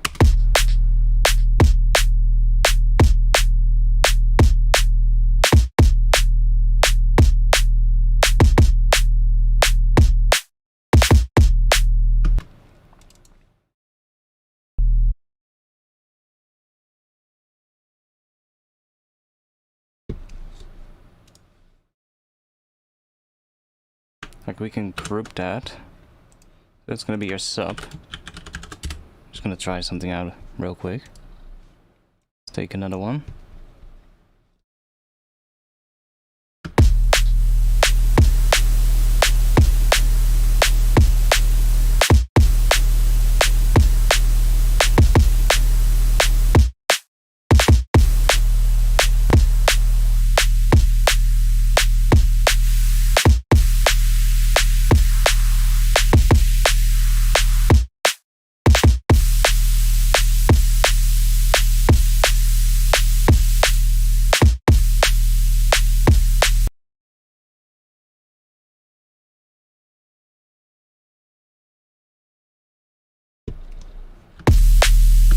Okay, that's gonna be having sub now.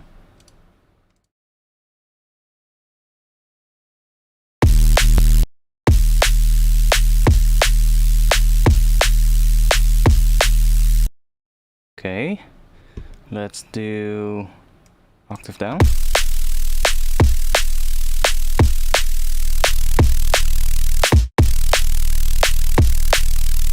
Okay, let's drop another one of these on here.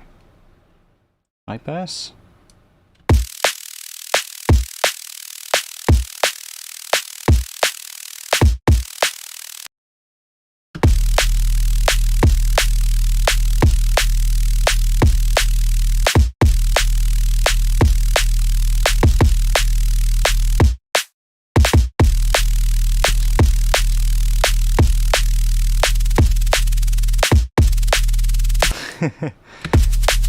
You can hear what it's doing. It's literally just if we bring it all the way down. That's what it's doing. But then really fast.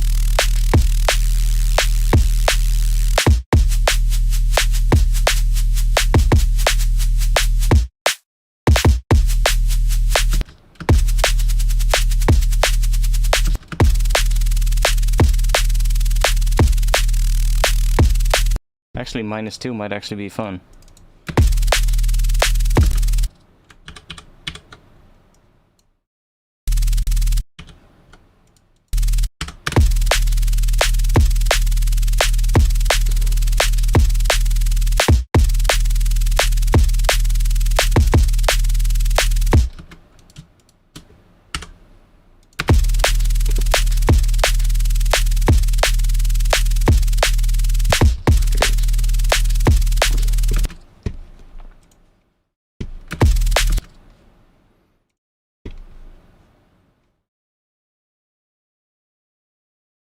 Oh, no, wait. Let's not do that. I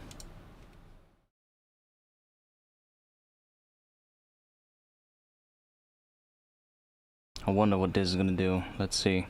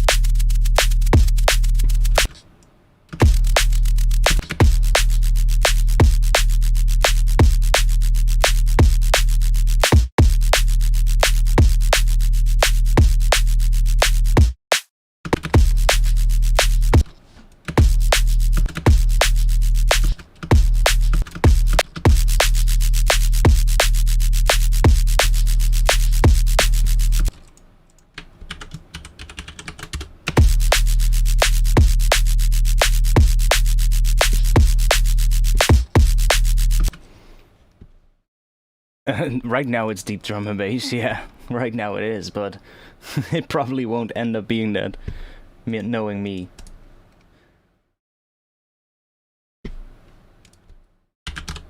We need some hats. You know what? Let's just take these and I like that they're called boom bap hats. Let's just drop those all in. God damn it! I always search for something and then I realize I need a drum rack. It's always the same.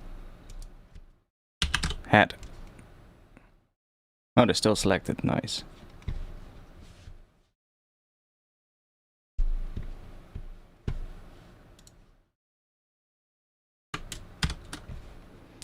Because I don't know which one we're gonna use.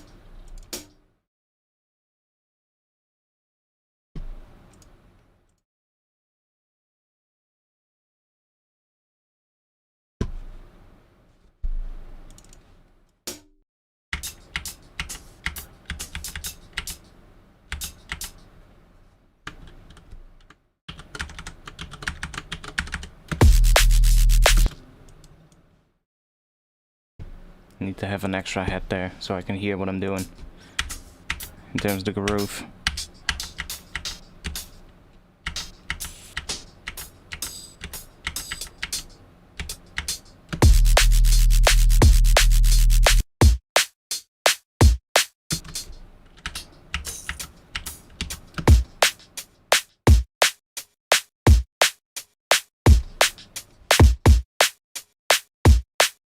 That's the hat that I need.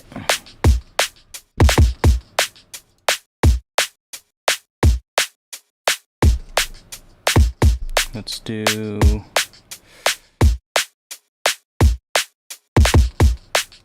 It's already pretty loud actually, but...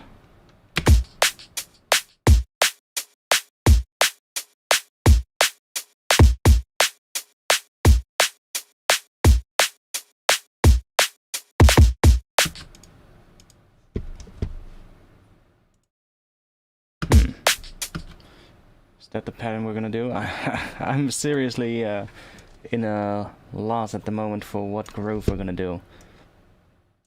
How late are we? 11 o'clock already. Damn, it's going quick.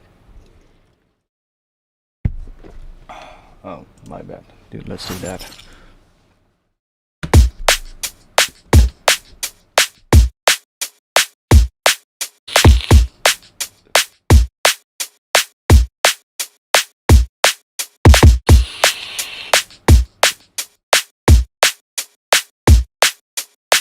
Damn, that's a strong mint flavor. Ugh. Filled my vape up with a new liquid that I hadn't tried before. It's like I had one before that was like a guave, whatever it's called, flavor, which was really nice. But this one has mint in it.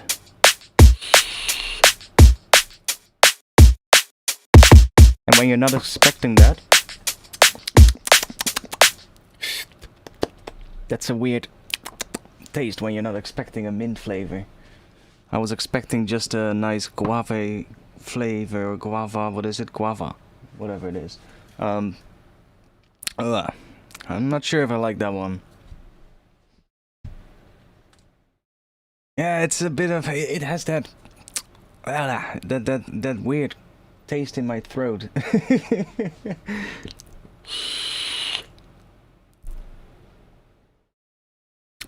Like the first hit, I almost literally started coughing because I didn't notice it. I didn't expect it.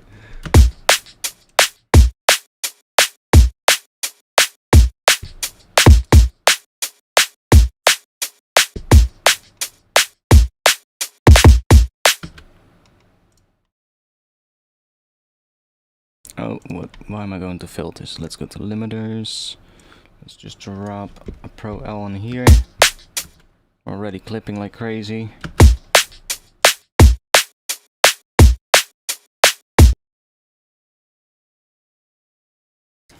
Yeah, I'm not sure what it does, but it doesn't. It's a bit.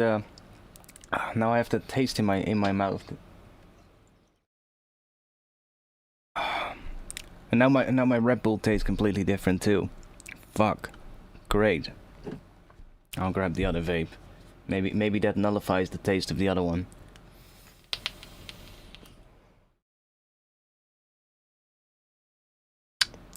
That's better.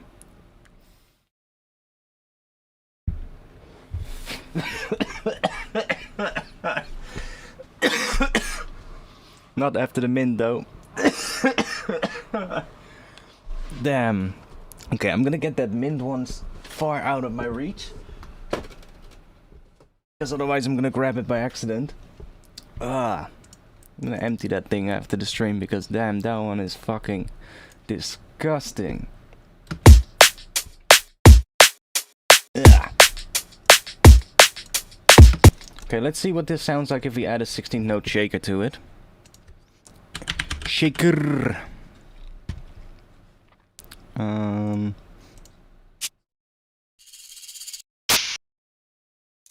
That's yeah, that's a nice shaker, mate. I'm gonna use that one. The Lin shaker. Used this one in the other track as well, but it doesn't matter. It's a really nice one.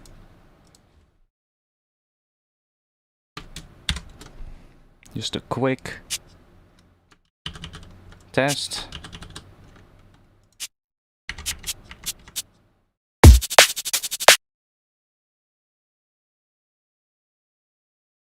Just do that. And let's make it a bit snappier, a bit shorter.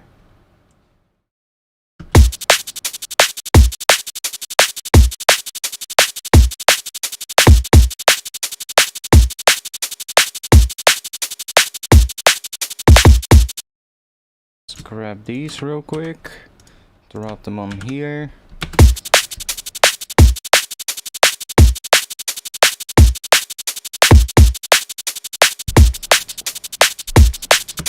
Like this kick pattern could work, but I was actually gonna go for a completely different kind of thing. So let me just I'm leaving the kick drum that I have for now. I'm not removing it. I'm gonna remove the sidechain though, because otherwise the sidechain is gonna do something that I don't want it to do.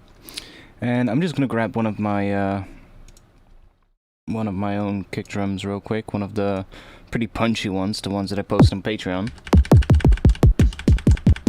Like all really digital. Just gonna use one of these.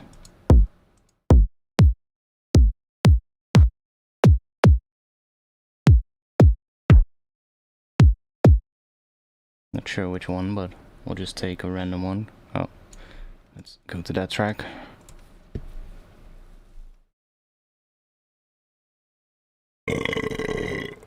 I'm good. I'm good. Thanks for asking. Okay, let's get this track. Let's put it down here so it's not in between those two tracks, so I can just do this. Let's just start with this one.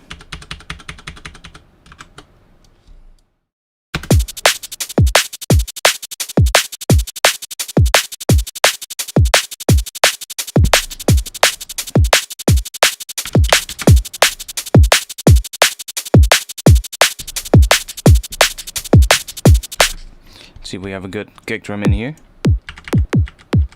that suits that type of snare. These are all really short, really digital.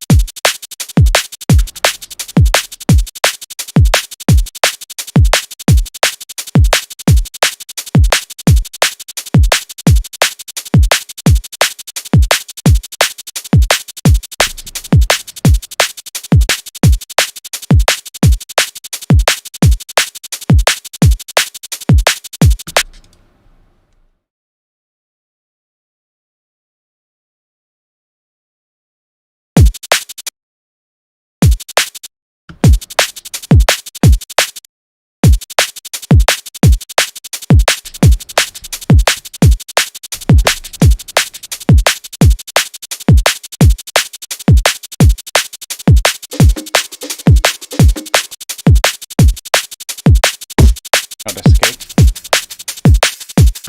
Okay, I'm gonna get... I'm just gonna make another one of these groups is what I did in the other one. All the things that I'm not using or not sure about, just drop those all in a group at the bottom of the project that is turned off and just call that stuff. Like that. So it's not cluttering up the entire project file.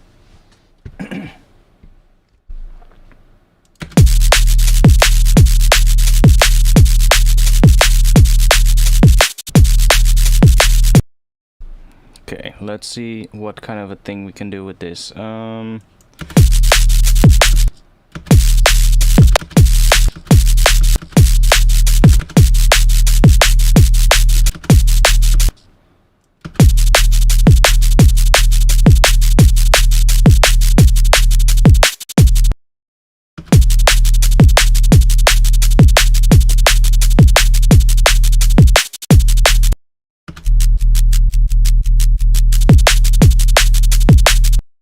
For some reason sounds kind of interesting with the shaker,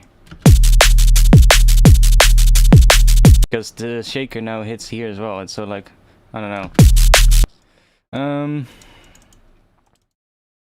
This was attached to, what did I touch that LFO to? I can just do that.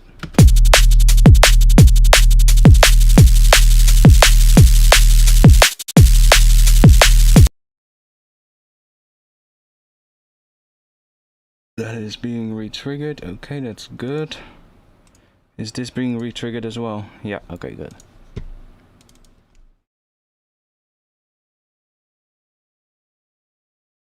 What happens if we add a little pitch envelope to the sub one? Let's do matrix LFO 1 to the global master tuning. And then just do that. We don't hear that because there's a sidechain. But, yo, why are you not playing anything?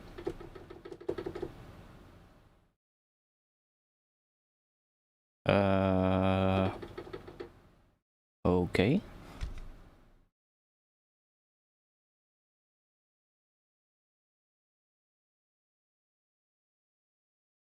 What?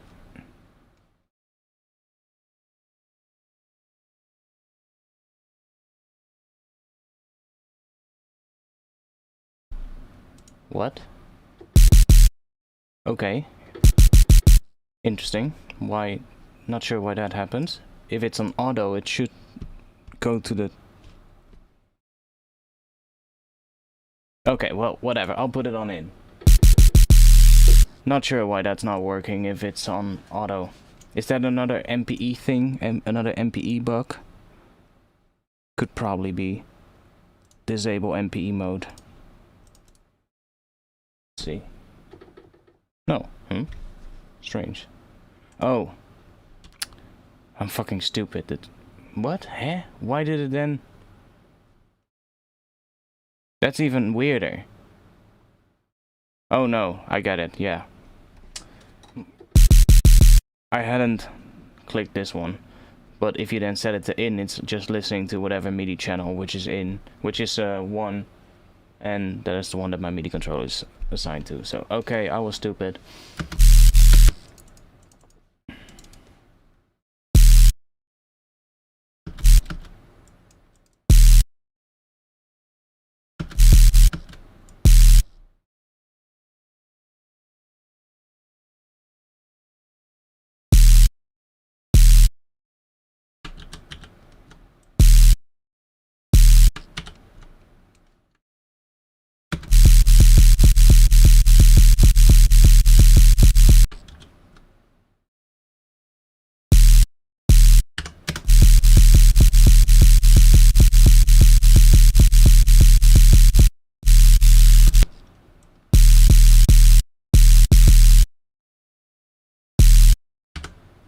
See what we can do with that pattern.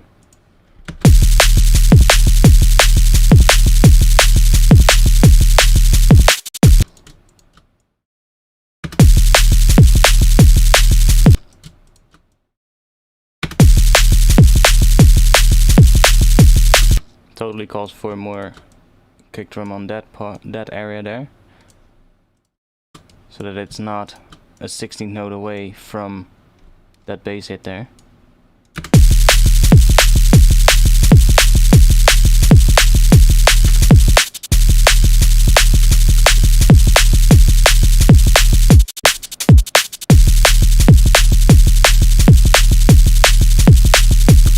Okay, this is the noise.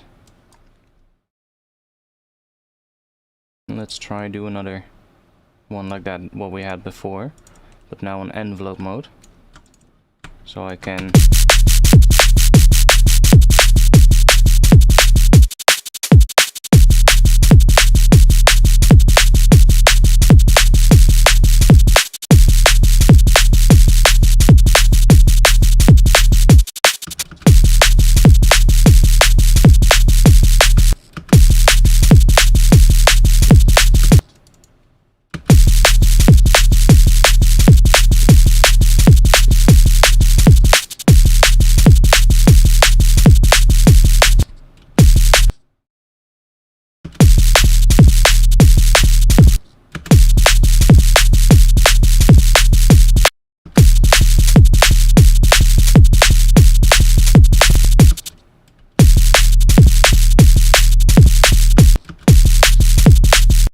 this one is also pretty cool.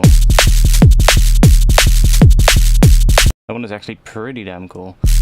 So that is taking this section, moving that here, yeah, and then copying that.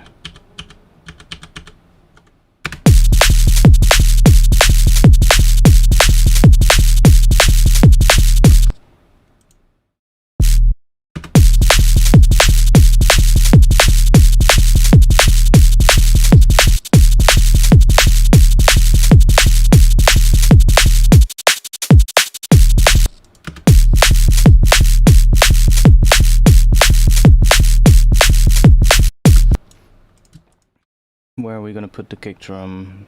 We can do it here, or we can leave it at where we had it. If I put it here, it's gonna be a 16th note away from one of the bass notes, so then we get a weird sound that I don't like.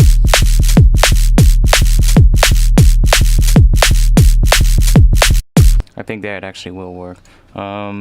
Let's see if we can shape this a bit.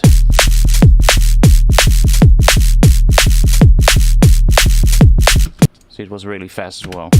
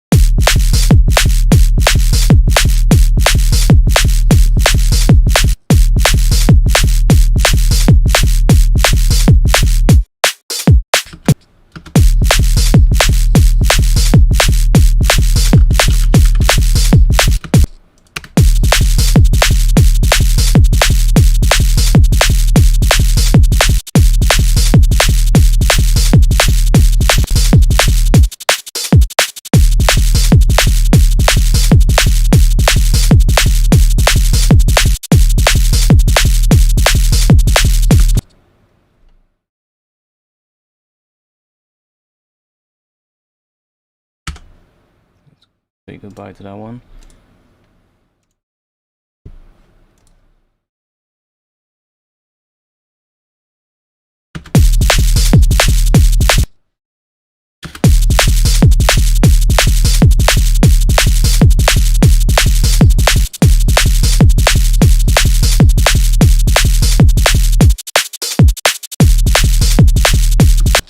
wait, I have I have another track here.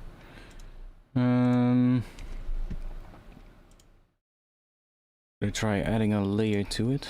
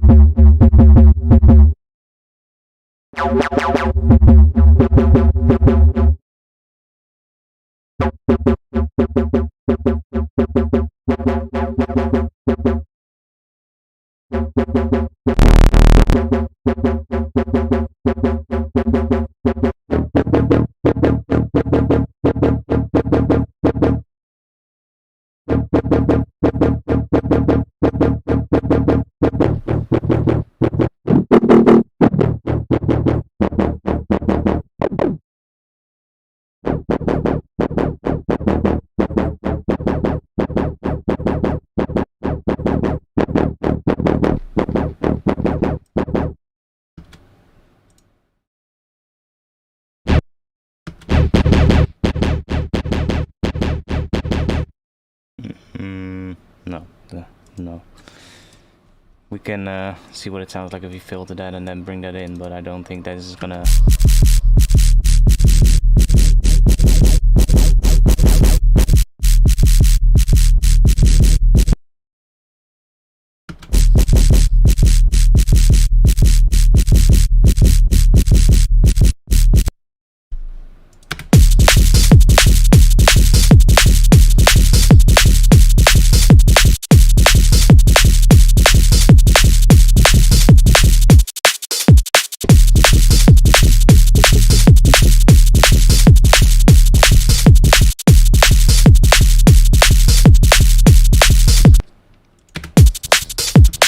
Yeah, it's not doing anything, right?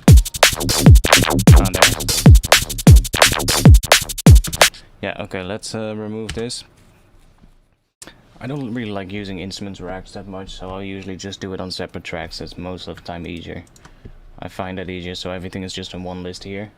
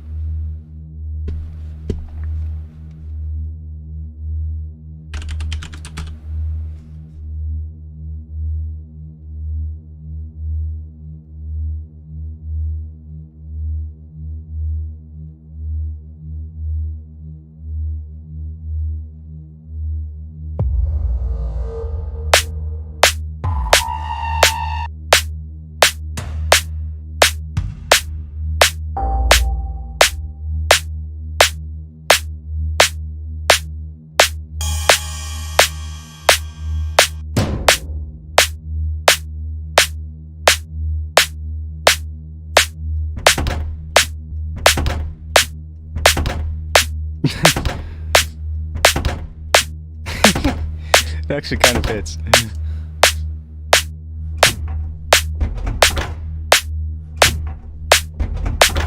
Making weird grooves. Just use random...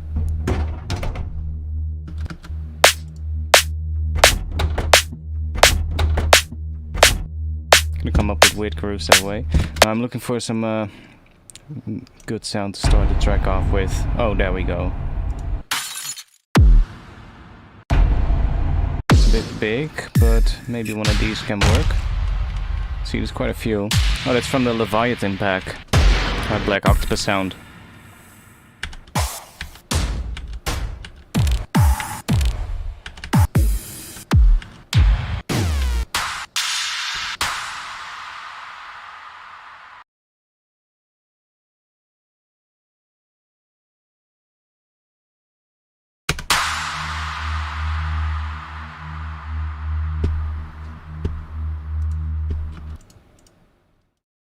Should I just start this track with drums straight away? Fuck it. I'm gonna start with drums straight away in this one. What was I doing for the pattern here? Oh yeah, there. So I was just doing that and then offsetting it with a 16th note.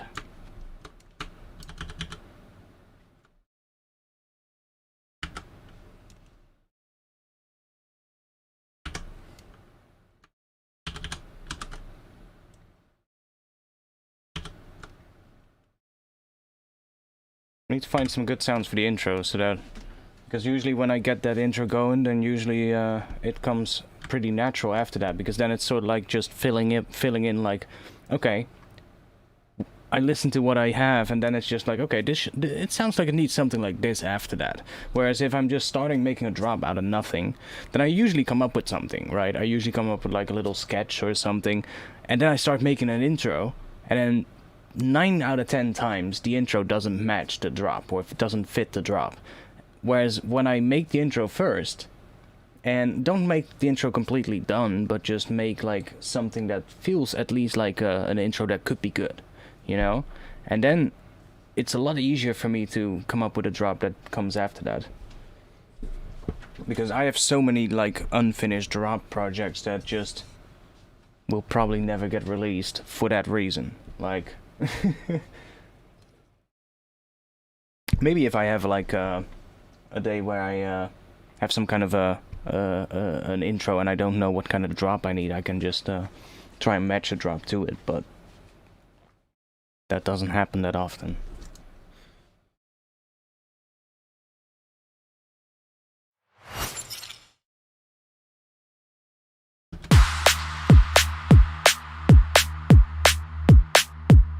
Now let's just start with drums for a change. Dun, dun, dun, dun, dun, dun. Okay, let's bring that head here as well.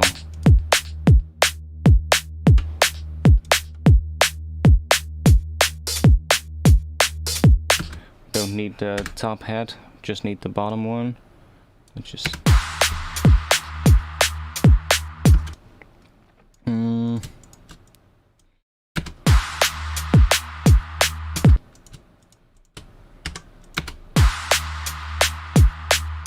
Yeah, I'll start the intro like that, just kick on the downbeat. And hats in between, just do that.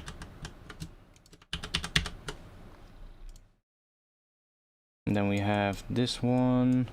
Let's do a bit of sidechain on that hat so it ducks away a little bit when the kick drum hits. Not fully, but see, not like that, but just like that.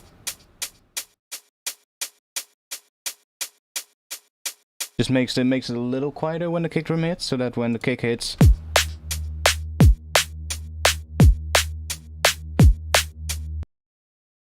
maybe a little less. That's better. Just ever so slightly.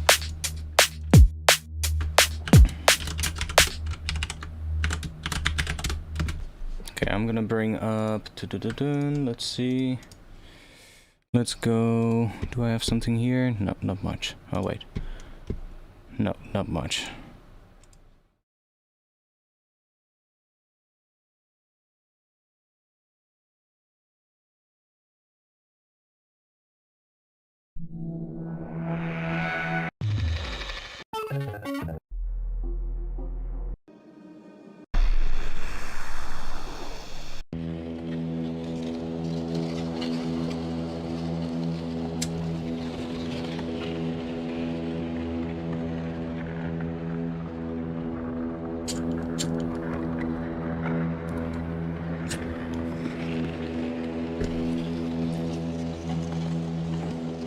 That one's actually quite nice.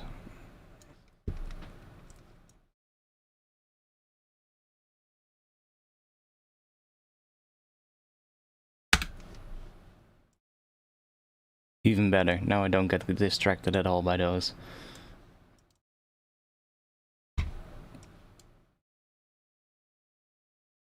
This is an E. Let's pitch it down one semitone.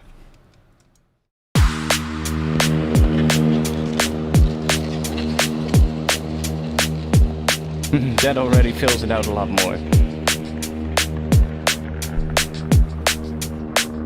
And all that this is literally just a Falcon patch that I bounced a single note off, just a long note.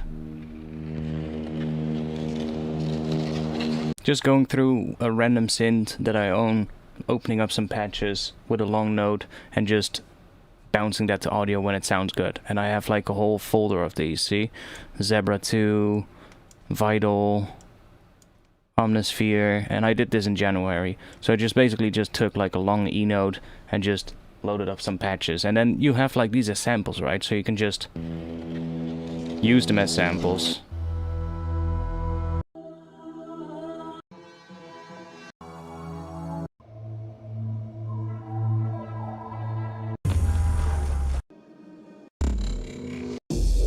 You're right, so that's quite helpful to have. Just basically anything that sounds interesting that made me go, maybe I can make that in use that in an intro.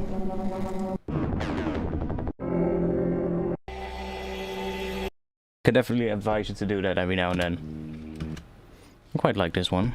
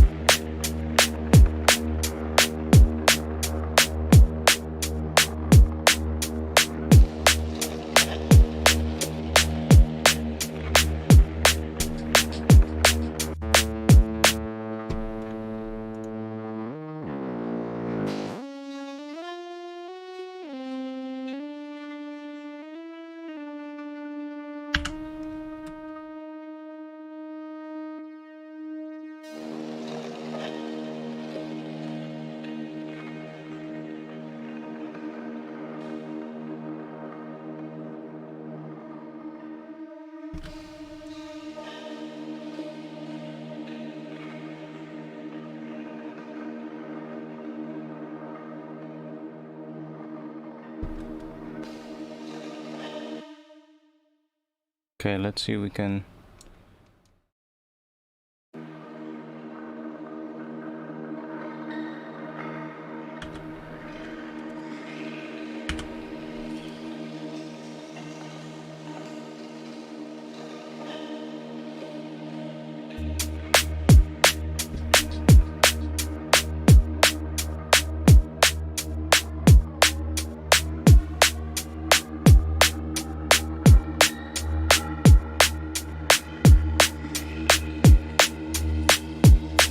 that to build up.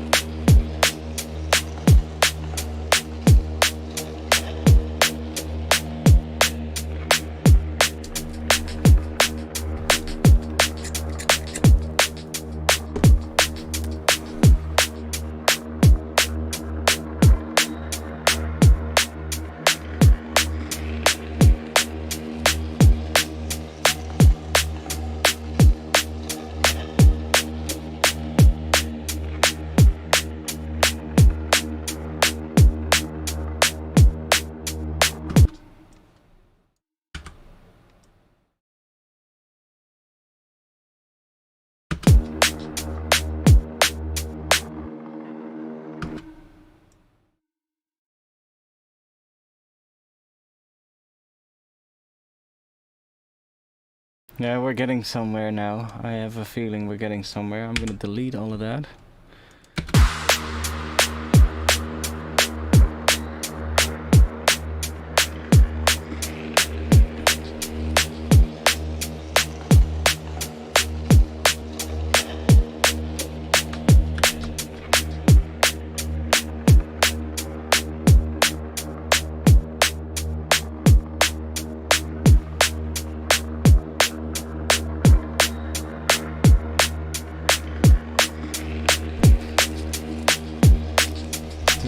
It's always empty, it needs to be filled up with something, but I like that it's rising throughout. And then we're gonna have a little gap. And then we're gonna have a drop right away. So we're only gonna have, what is that, 32 bars of intro? Yeah, 32. I never do that. I should do that for a change. Probably gonna start with less drums in this section, make the drums come in here. Or have them already coming here, but slightly different, slightly less big than in the drop. We'll see. And then here we can...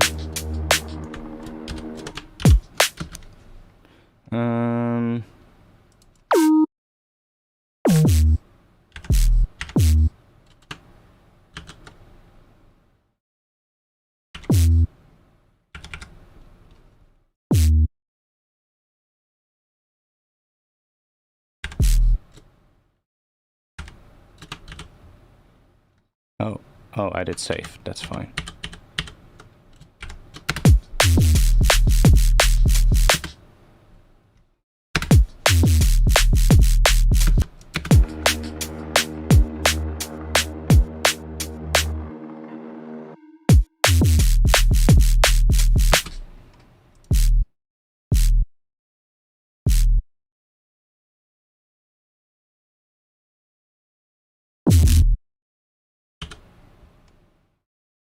Kind of need to envision another kind of bass sound here, so I'll just add this one for now, so that we have the full sort of like groove.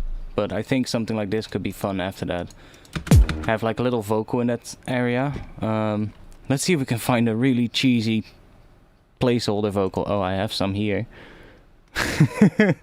Do we want to get a...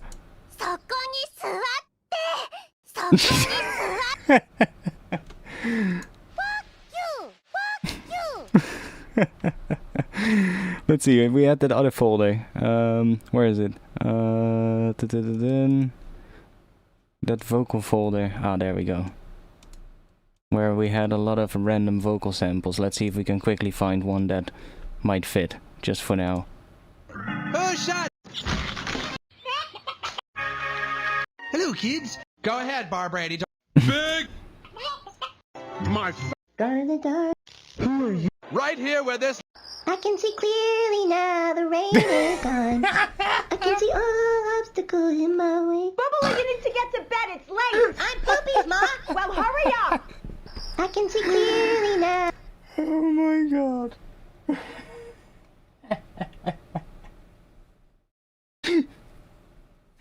Oh my god. Artifacts.access stop responding.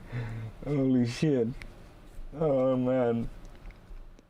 Somebody please make a track with that vocal.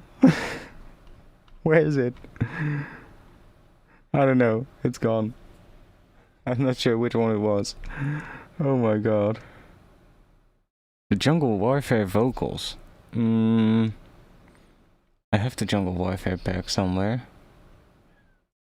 Probably here. Yeah. Jungle Warfare vocals. Did those come with the vocals?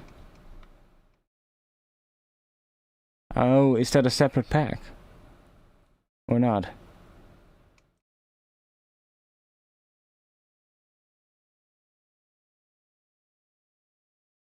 Because I don't see any vocals in the one that I have got here.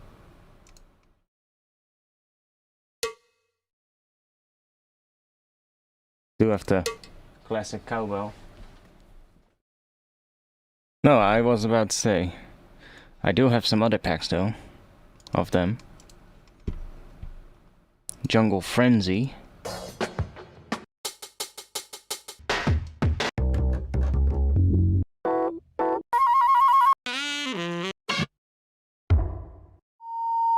I would imagine those having some vocal chops or something.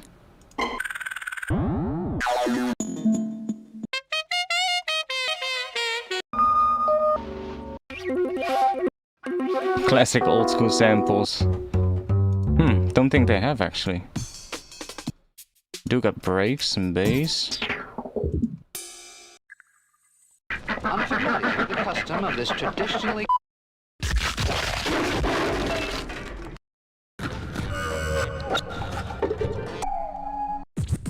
No vocals though.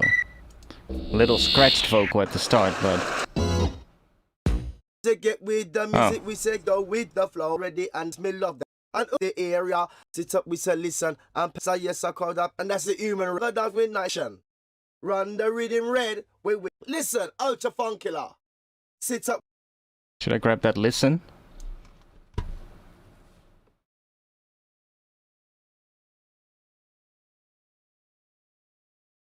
Where is it? Ultra funkilla. Was it in front of that? We're wicked and we're bad. Listen, ultra funkilla. Listen. Listen. Let's just grab that one as a placeholder for now.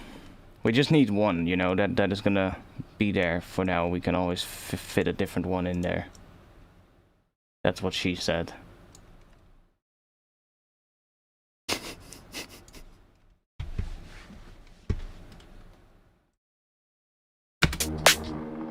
Listen. Yeah, you know, that'll work as a placeholder for now. Listen. Actually works pretty well. Listen. Listen.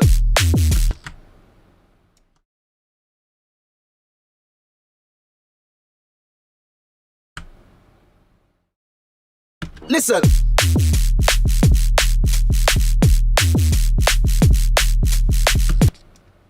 Listen. Listen. For now, this one will do, actually. Listen.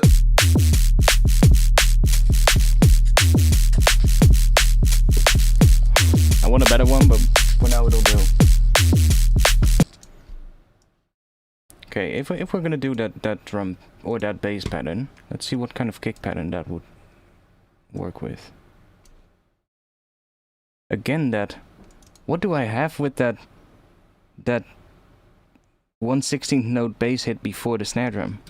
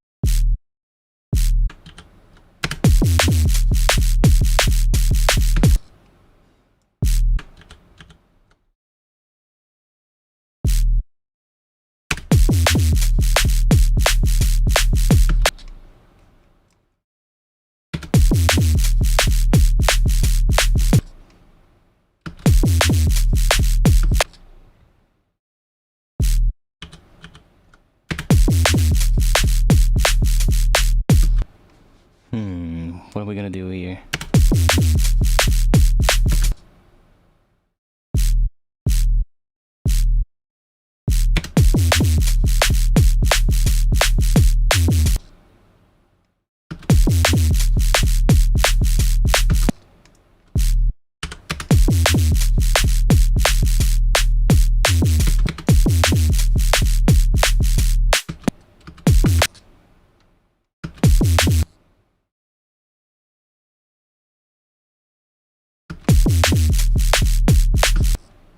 That's nice. I like that first part.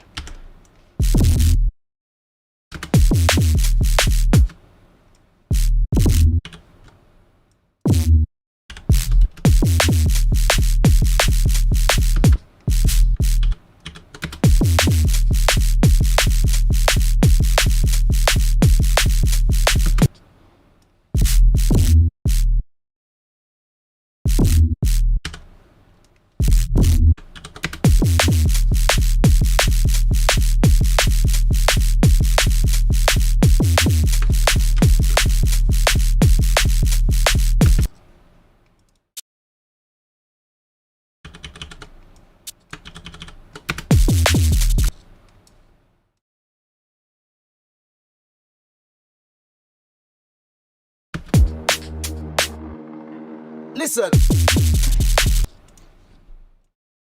Okay, let's get that intro going. Because this works.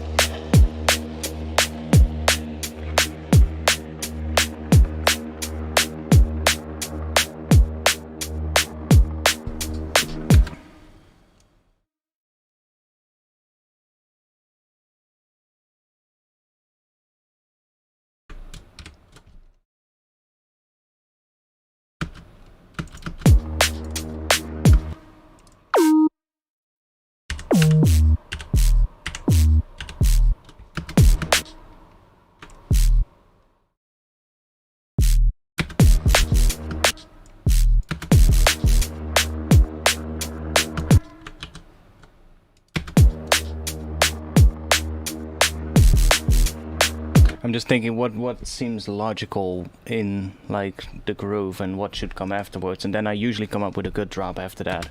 It's just sort of like feeling what my brain thinks should come in after what I have right now, if that makes any sense. Which is also why I usually need to listen to it from like at least 16 bars or 8 bars in front of it, so you can kind of hear if it makes sense.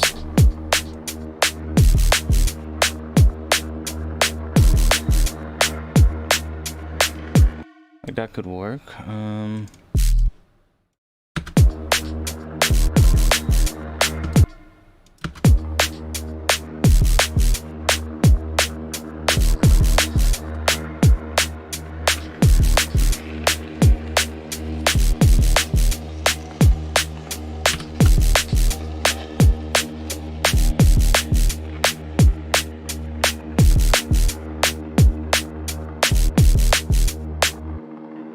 Listen.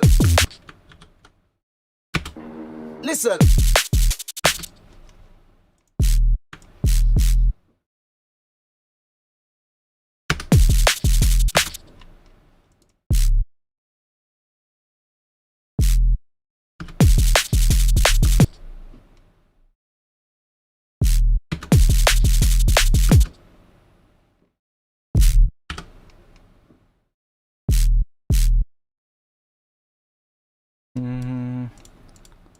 See if we can have a different one. I kinda want one hit at the start.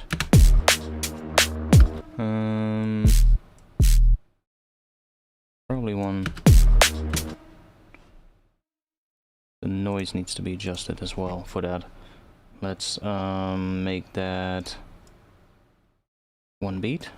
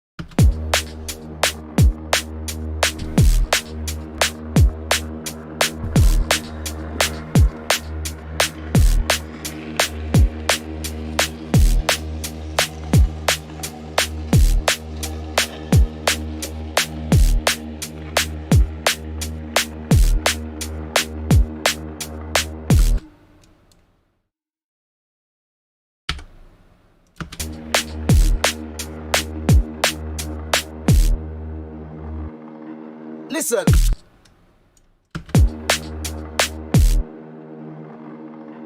Listen.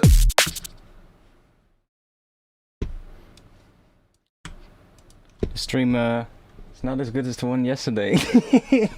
We're not getting that much done. Let's see. I need to have that one moment that I usually have when I like just what I had last time. I had a stream first where it didn't really go too well, and then something just suddenly I went like, oh yeah, that could work. I'm just looking for that one thing.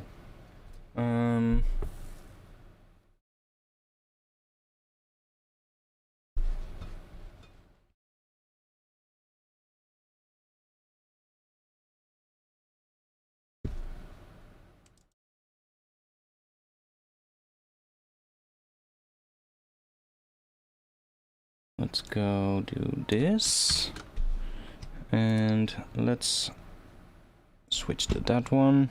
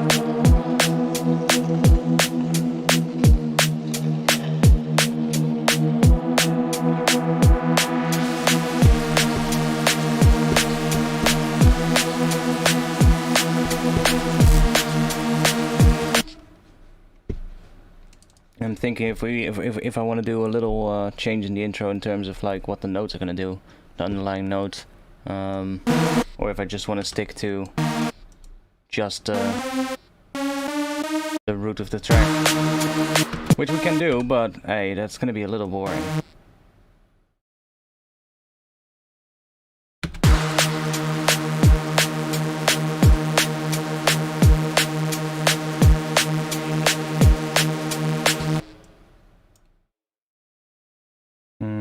Let's bring up real quick D sharp minor or D sharp Phrygian. Let's try that. Phrygian or Phrygian dominant? Let's try Phrygian dominant for a change.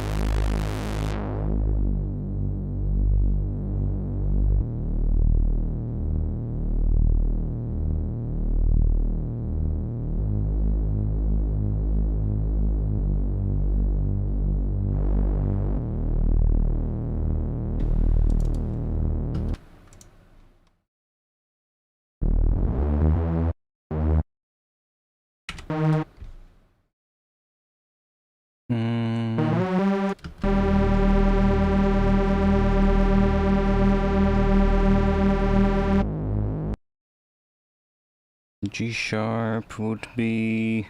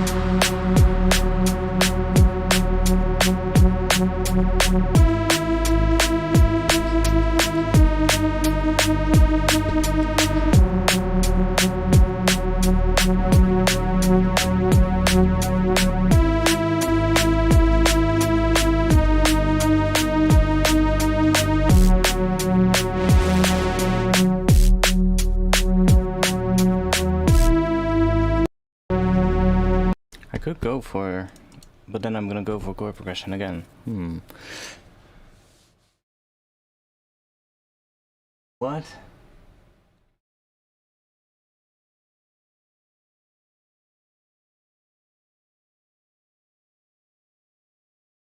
I don't even know how to properly read that last sentence.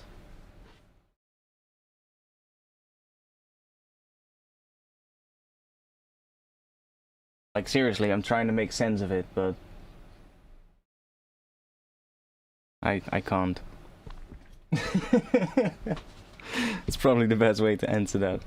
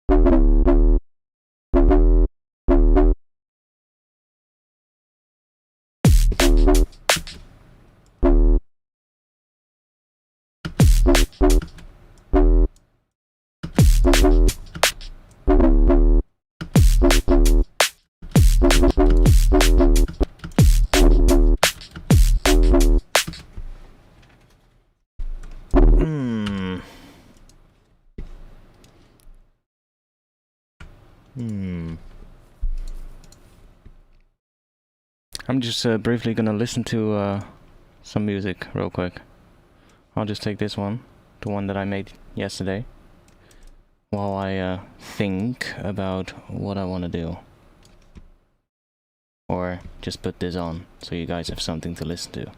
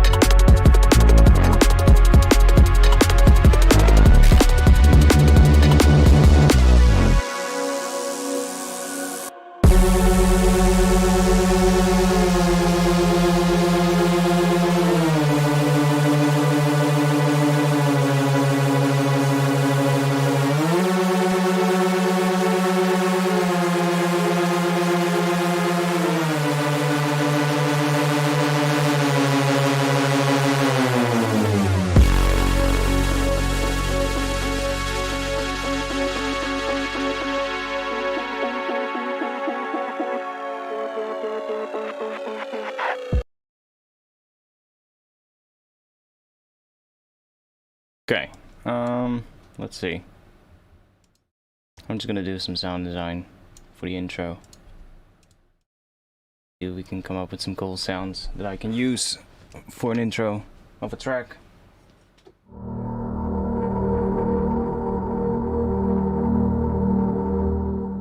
Dude, that sound is nice.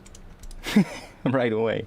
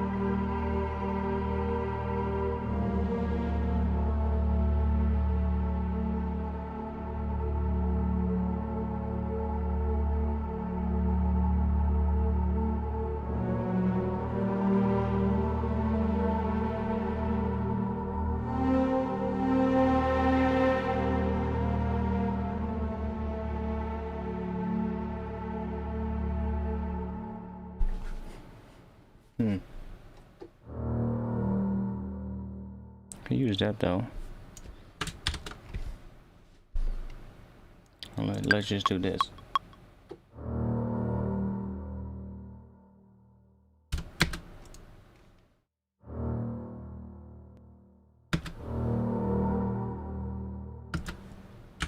Okay.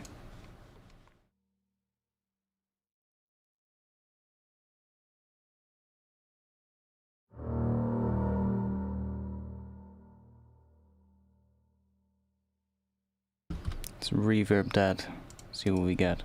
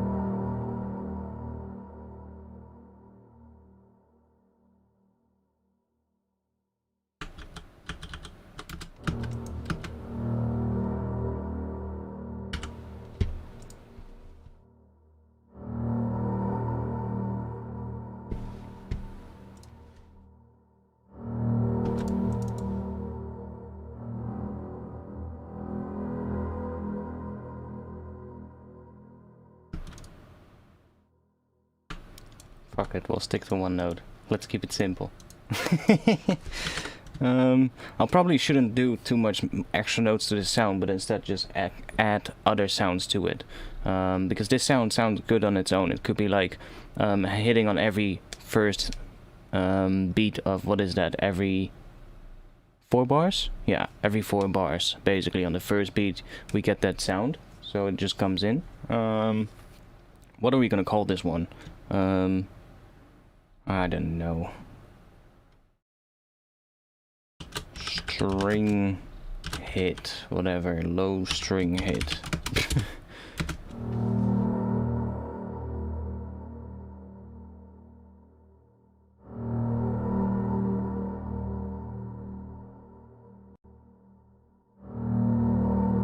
I shouldn't do EQ right now, there's no point, it's a single sound. Let's just move on.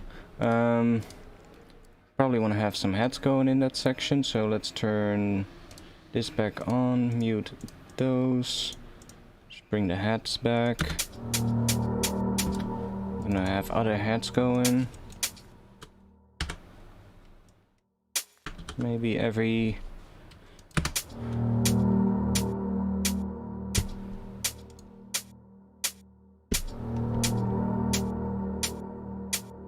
remove those kicks there.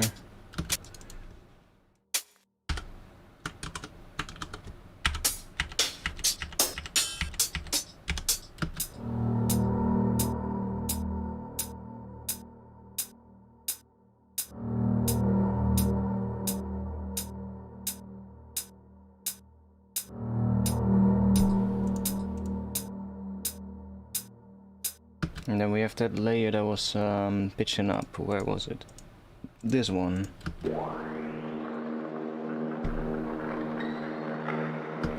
What if we do a low pass on that? Should I do it in front of the spectral resonator? Let's see what that does.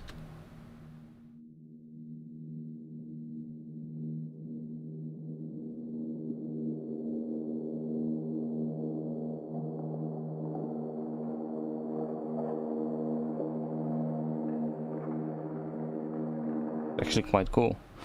So we can do this and bring that in over time while that other one plays underneath it. So let's bring this one up. I'm just gonna take all of this shit, drop it in our stuff group. Same for you, same for you. Might come back to it later.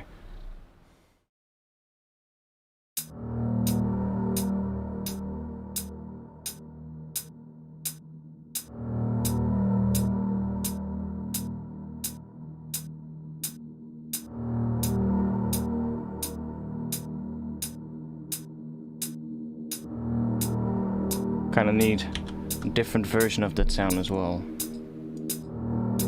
Sing on a higher pitch or something, octave higher.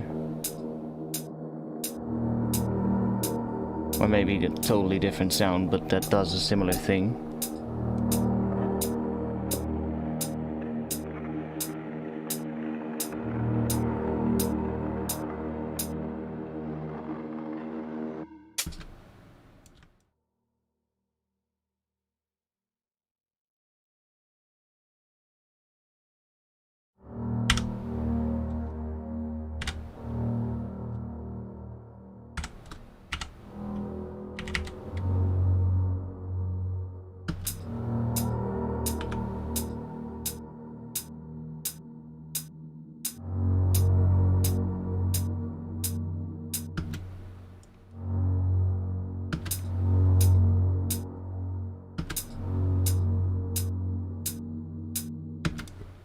Or do them every this section and then do like a different sound.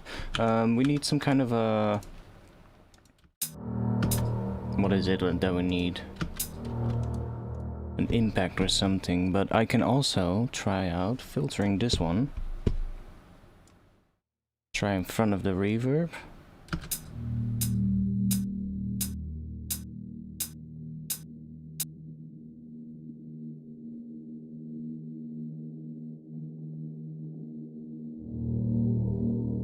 Yeah, we can do that.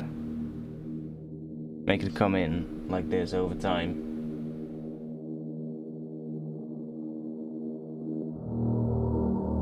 That's kind of cool.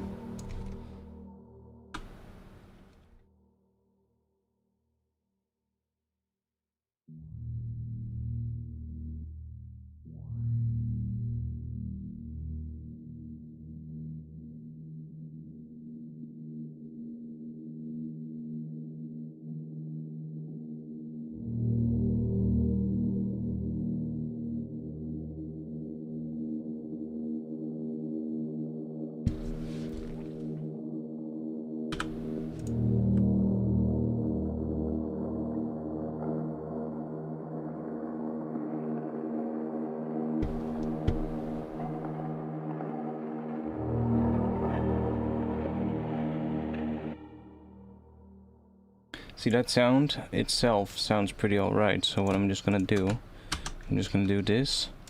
I'm gonna bounce this to audio.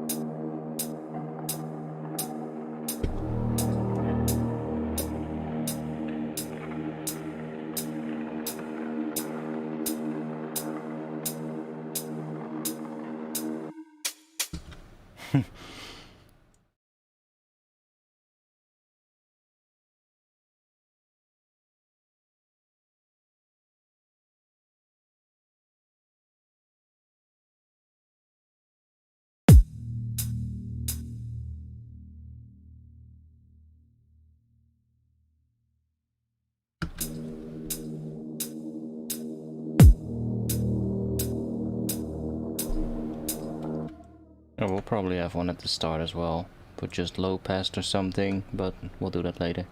Let's get rid of this here. Get rid of that. I'll leave the shaker, it's turn off anyway. Can use it later.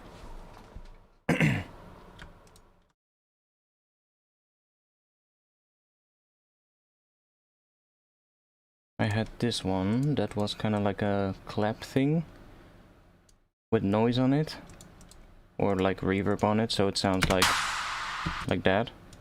Could use that at the start of the track.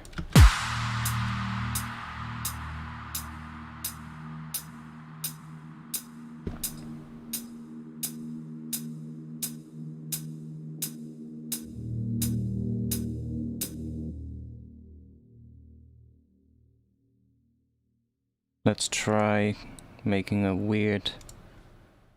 I'm thinking of a weird sort of like lead sound or whatever.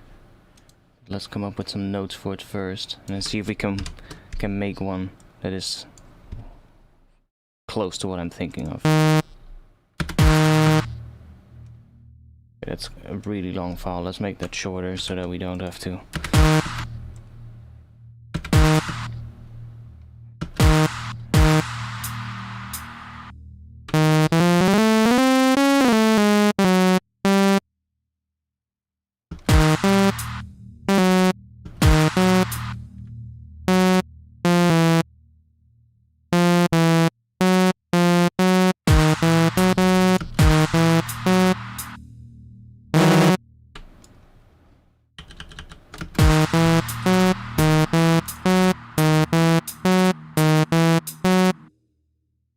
Okay, now if you take, you can do some really weird stuff with this filter, that reverb filter, and then moving that around with like, I don't know, an LFO or something.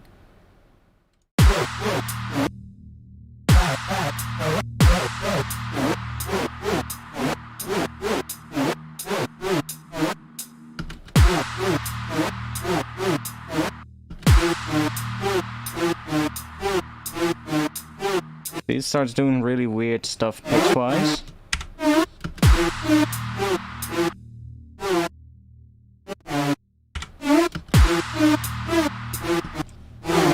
Does really weird pitch things.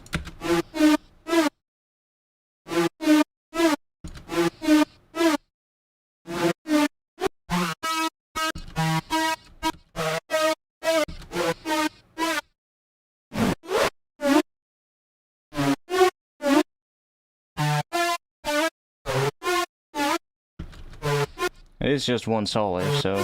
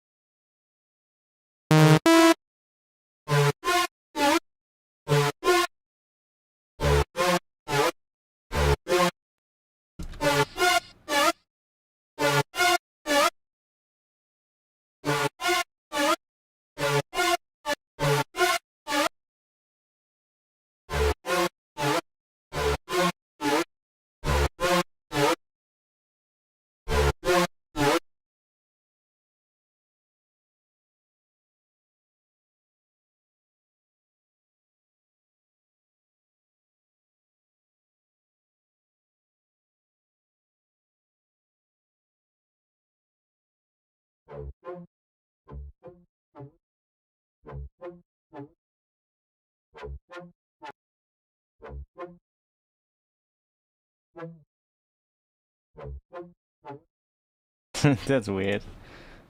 It just sounds sounds like a different pitch because of that movement. We'll show in just a bit. Let's see. We can make that interesting. Like if I change.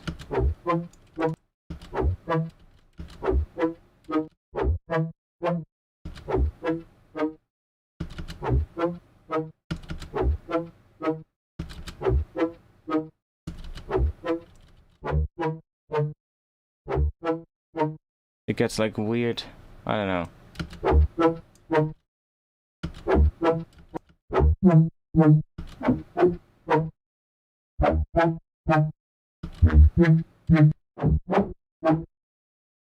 What happens if you just take a sine wave and run that through that?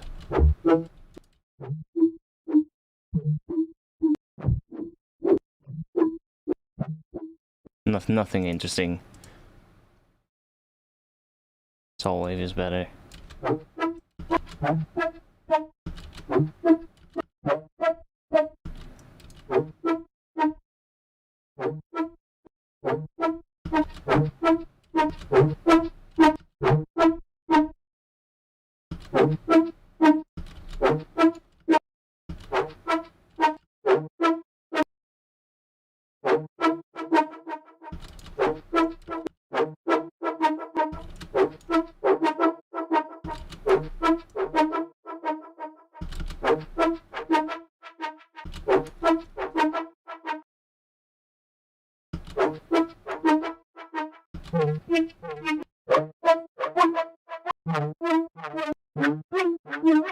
I had a patch in a different...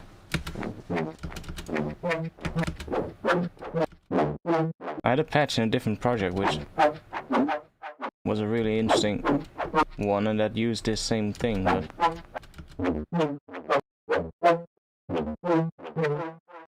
not really doing that sound right now.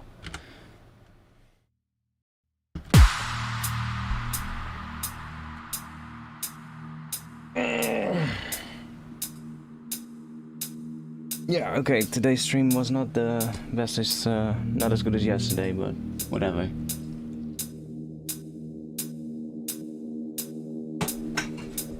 I haven't had that moment that made me go, yes. That's the groove I want to do.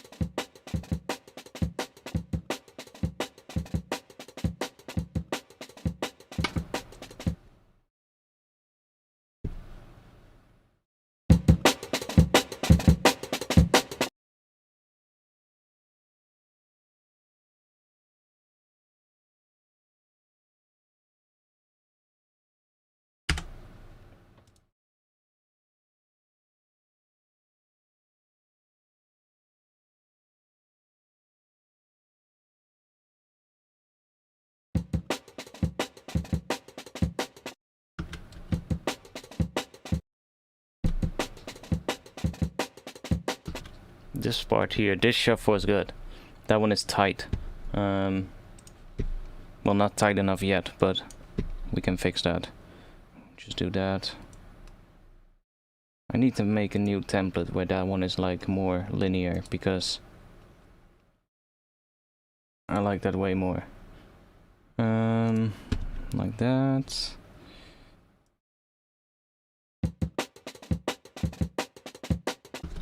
Now I need to quantize that, but that is going to offset this one quite a bit. And oh, well, we have a fast bit there, but I'm not going to use that bit, so I'm only looking for, let's see, that.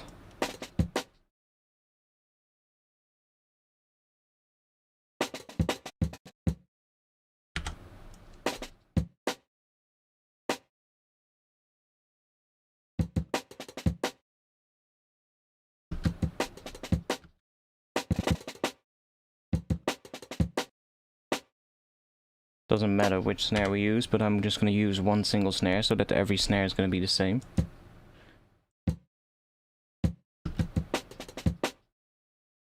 I usually do that with breaks.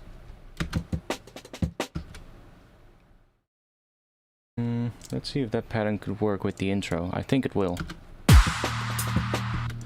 Yeah, of course it will. It's just a totally basic drum bass pattern.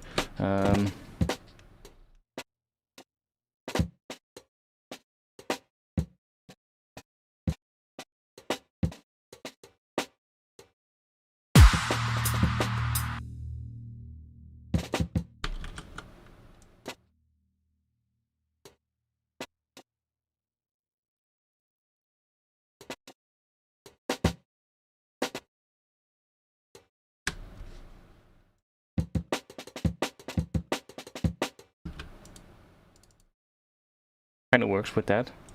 Does give it a bit more of a rolling kind of vibe with those at the end. Okay, let's see if we can make that break nice.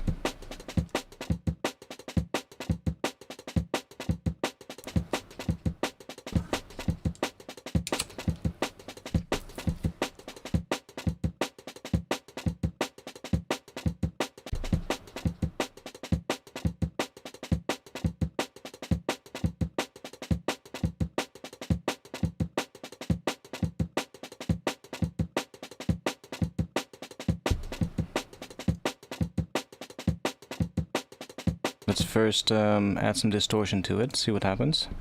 How it sounds when it's heavy. Maybe it'll actually be a good one for the main break as well of the track. Like, sometimes when you distort this just pretty heavily, you get some pretty nice tones. What key is the snare of this break hitting on? Does it have a specific key? It's annoying that you can't just solo a note. Like, wouldn't that be really helpful? Just being able to solo a particular note. Like, I'm just thinking of that right now, but that actually would be pretty helpful. Okay, so it doesn't necessarily have a specific pitch, but we can... well, it does have a specific pitch, but... see if we can find it.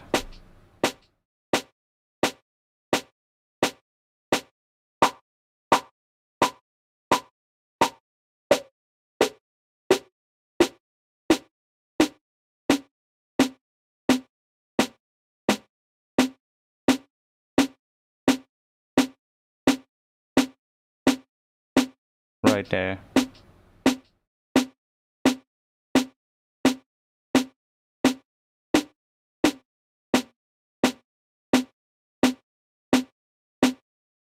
That's where the fundamental is. So that is, yeah, it's probably a B or a C.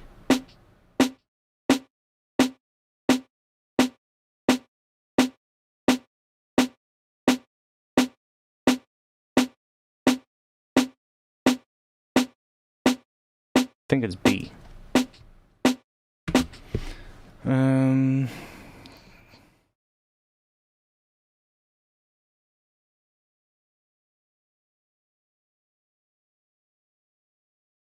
Go down one semitone on the break, then it's on A sharp.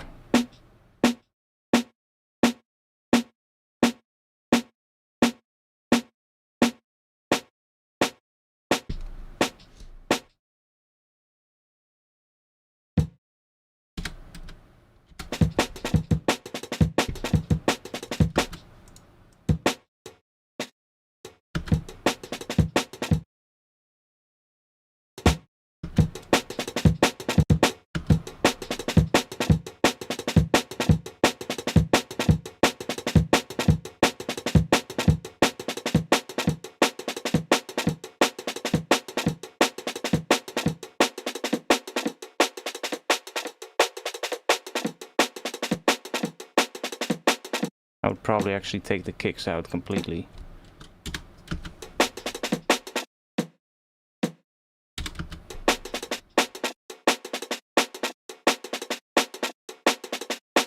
Because if you add like a kick drum in that gap,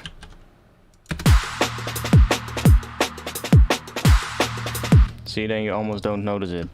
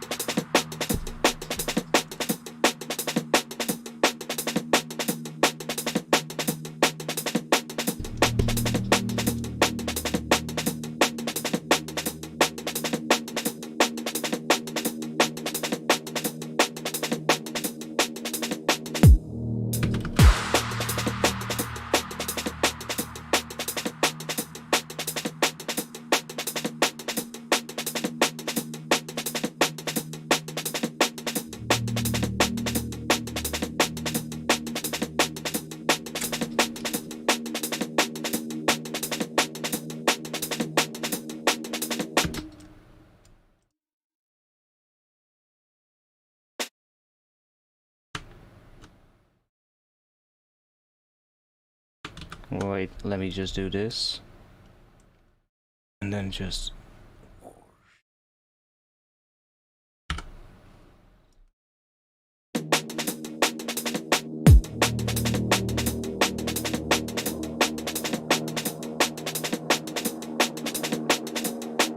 I mean, it's a pretty nice break, actually.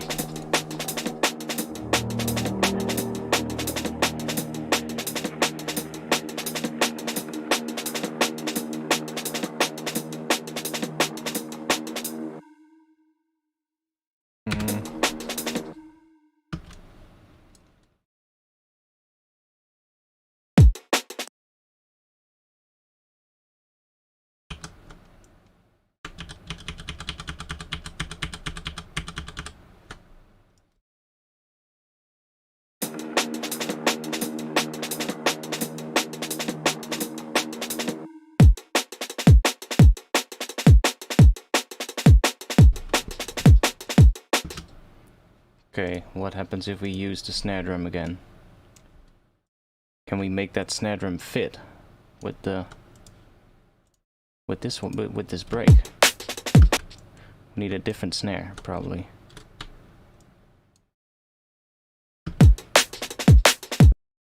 That one sounds a little weird with that break, but there's also no sidechain between the break and the drums.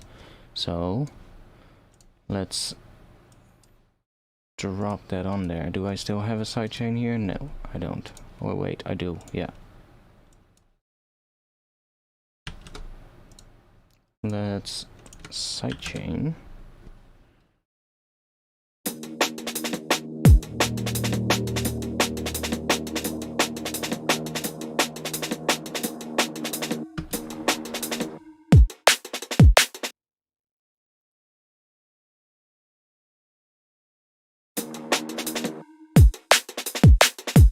Yeah, that sounds weird. That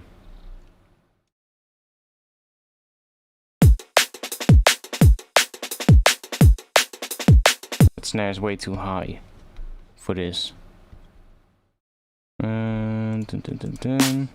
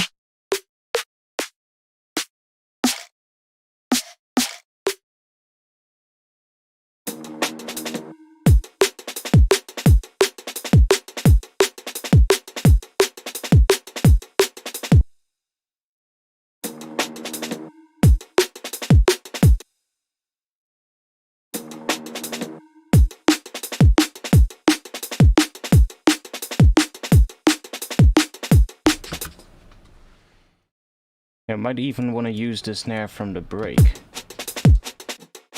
which is now being sidechained away, but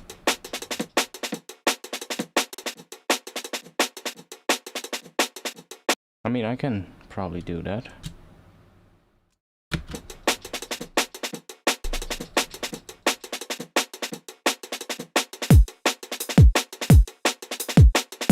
Although it does need something extra, but let's see. If I put... Which one is it? That one.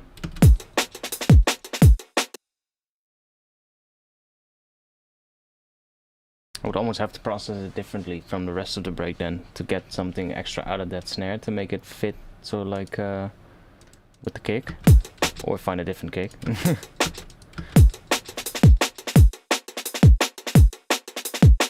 And the break just need to be louder as well, like look at the difference in terms of loudness. Let's see what happens if we make the break just as loud as the kick drum.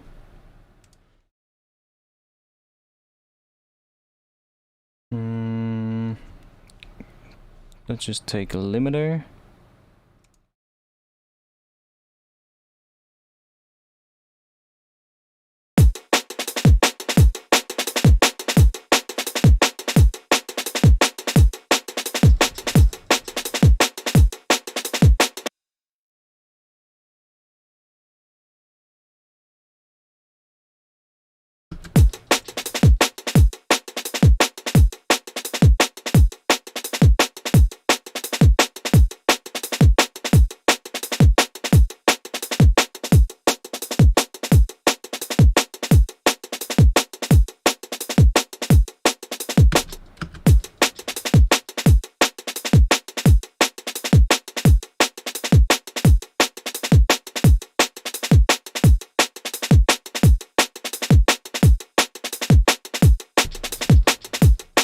Getting better.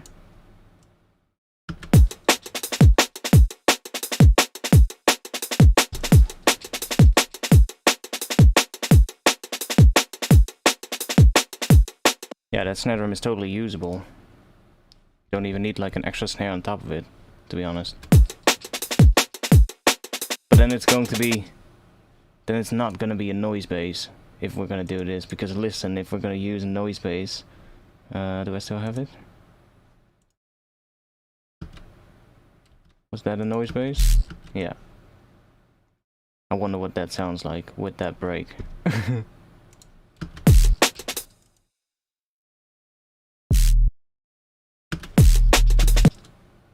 Oh.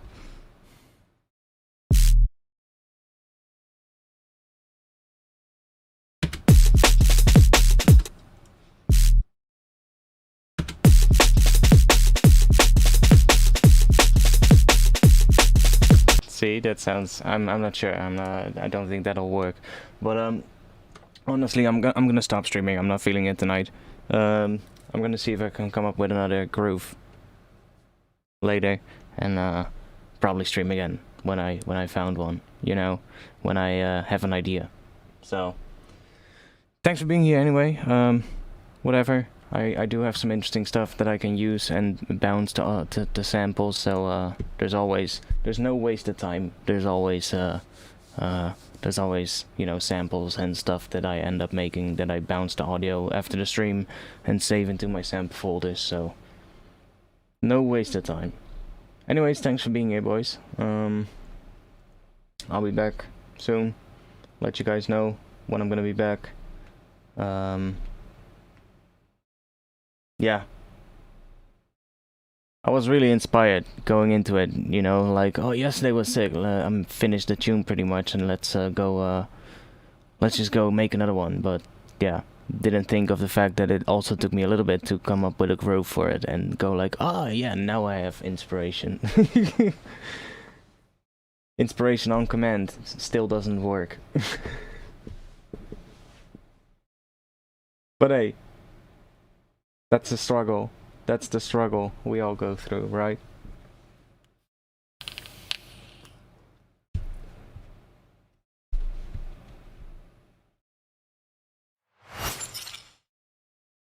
So yeah, I'll see when I'll stream again.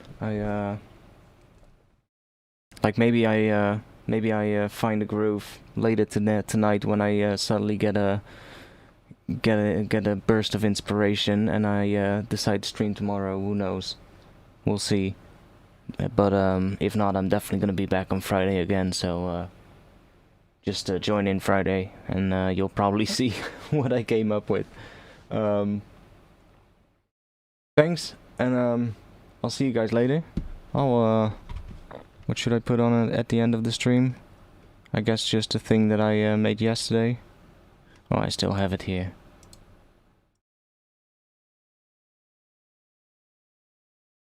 I'll let you guys listen to that one while I'm ending the stream. So yeah.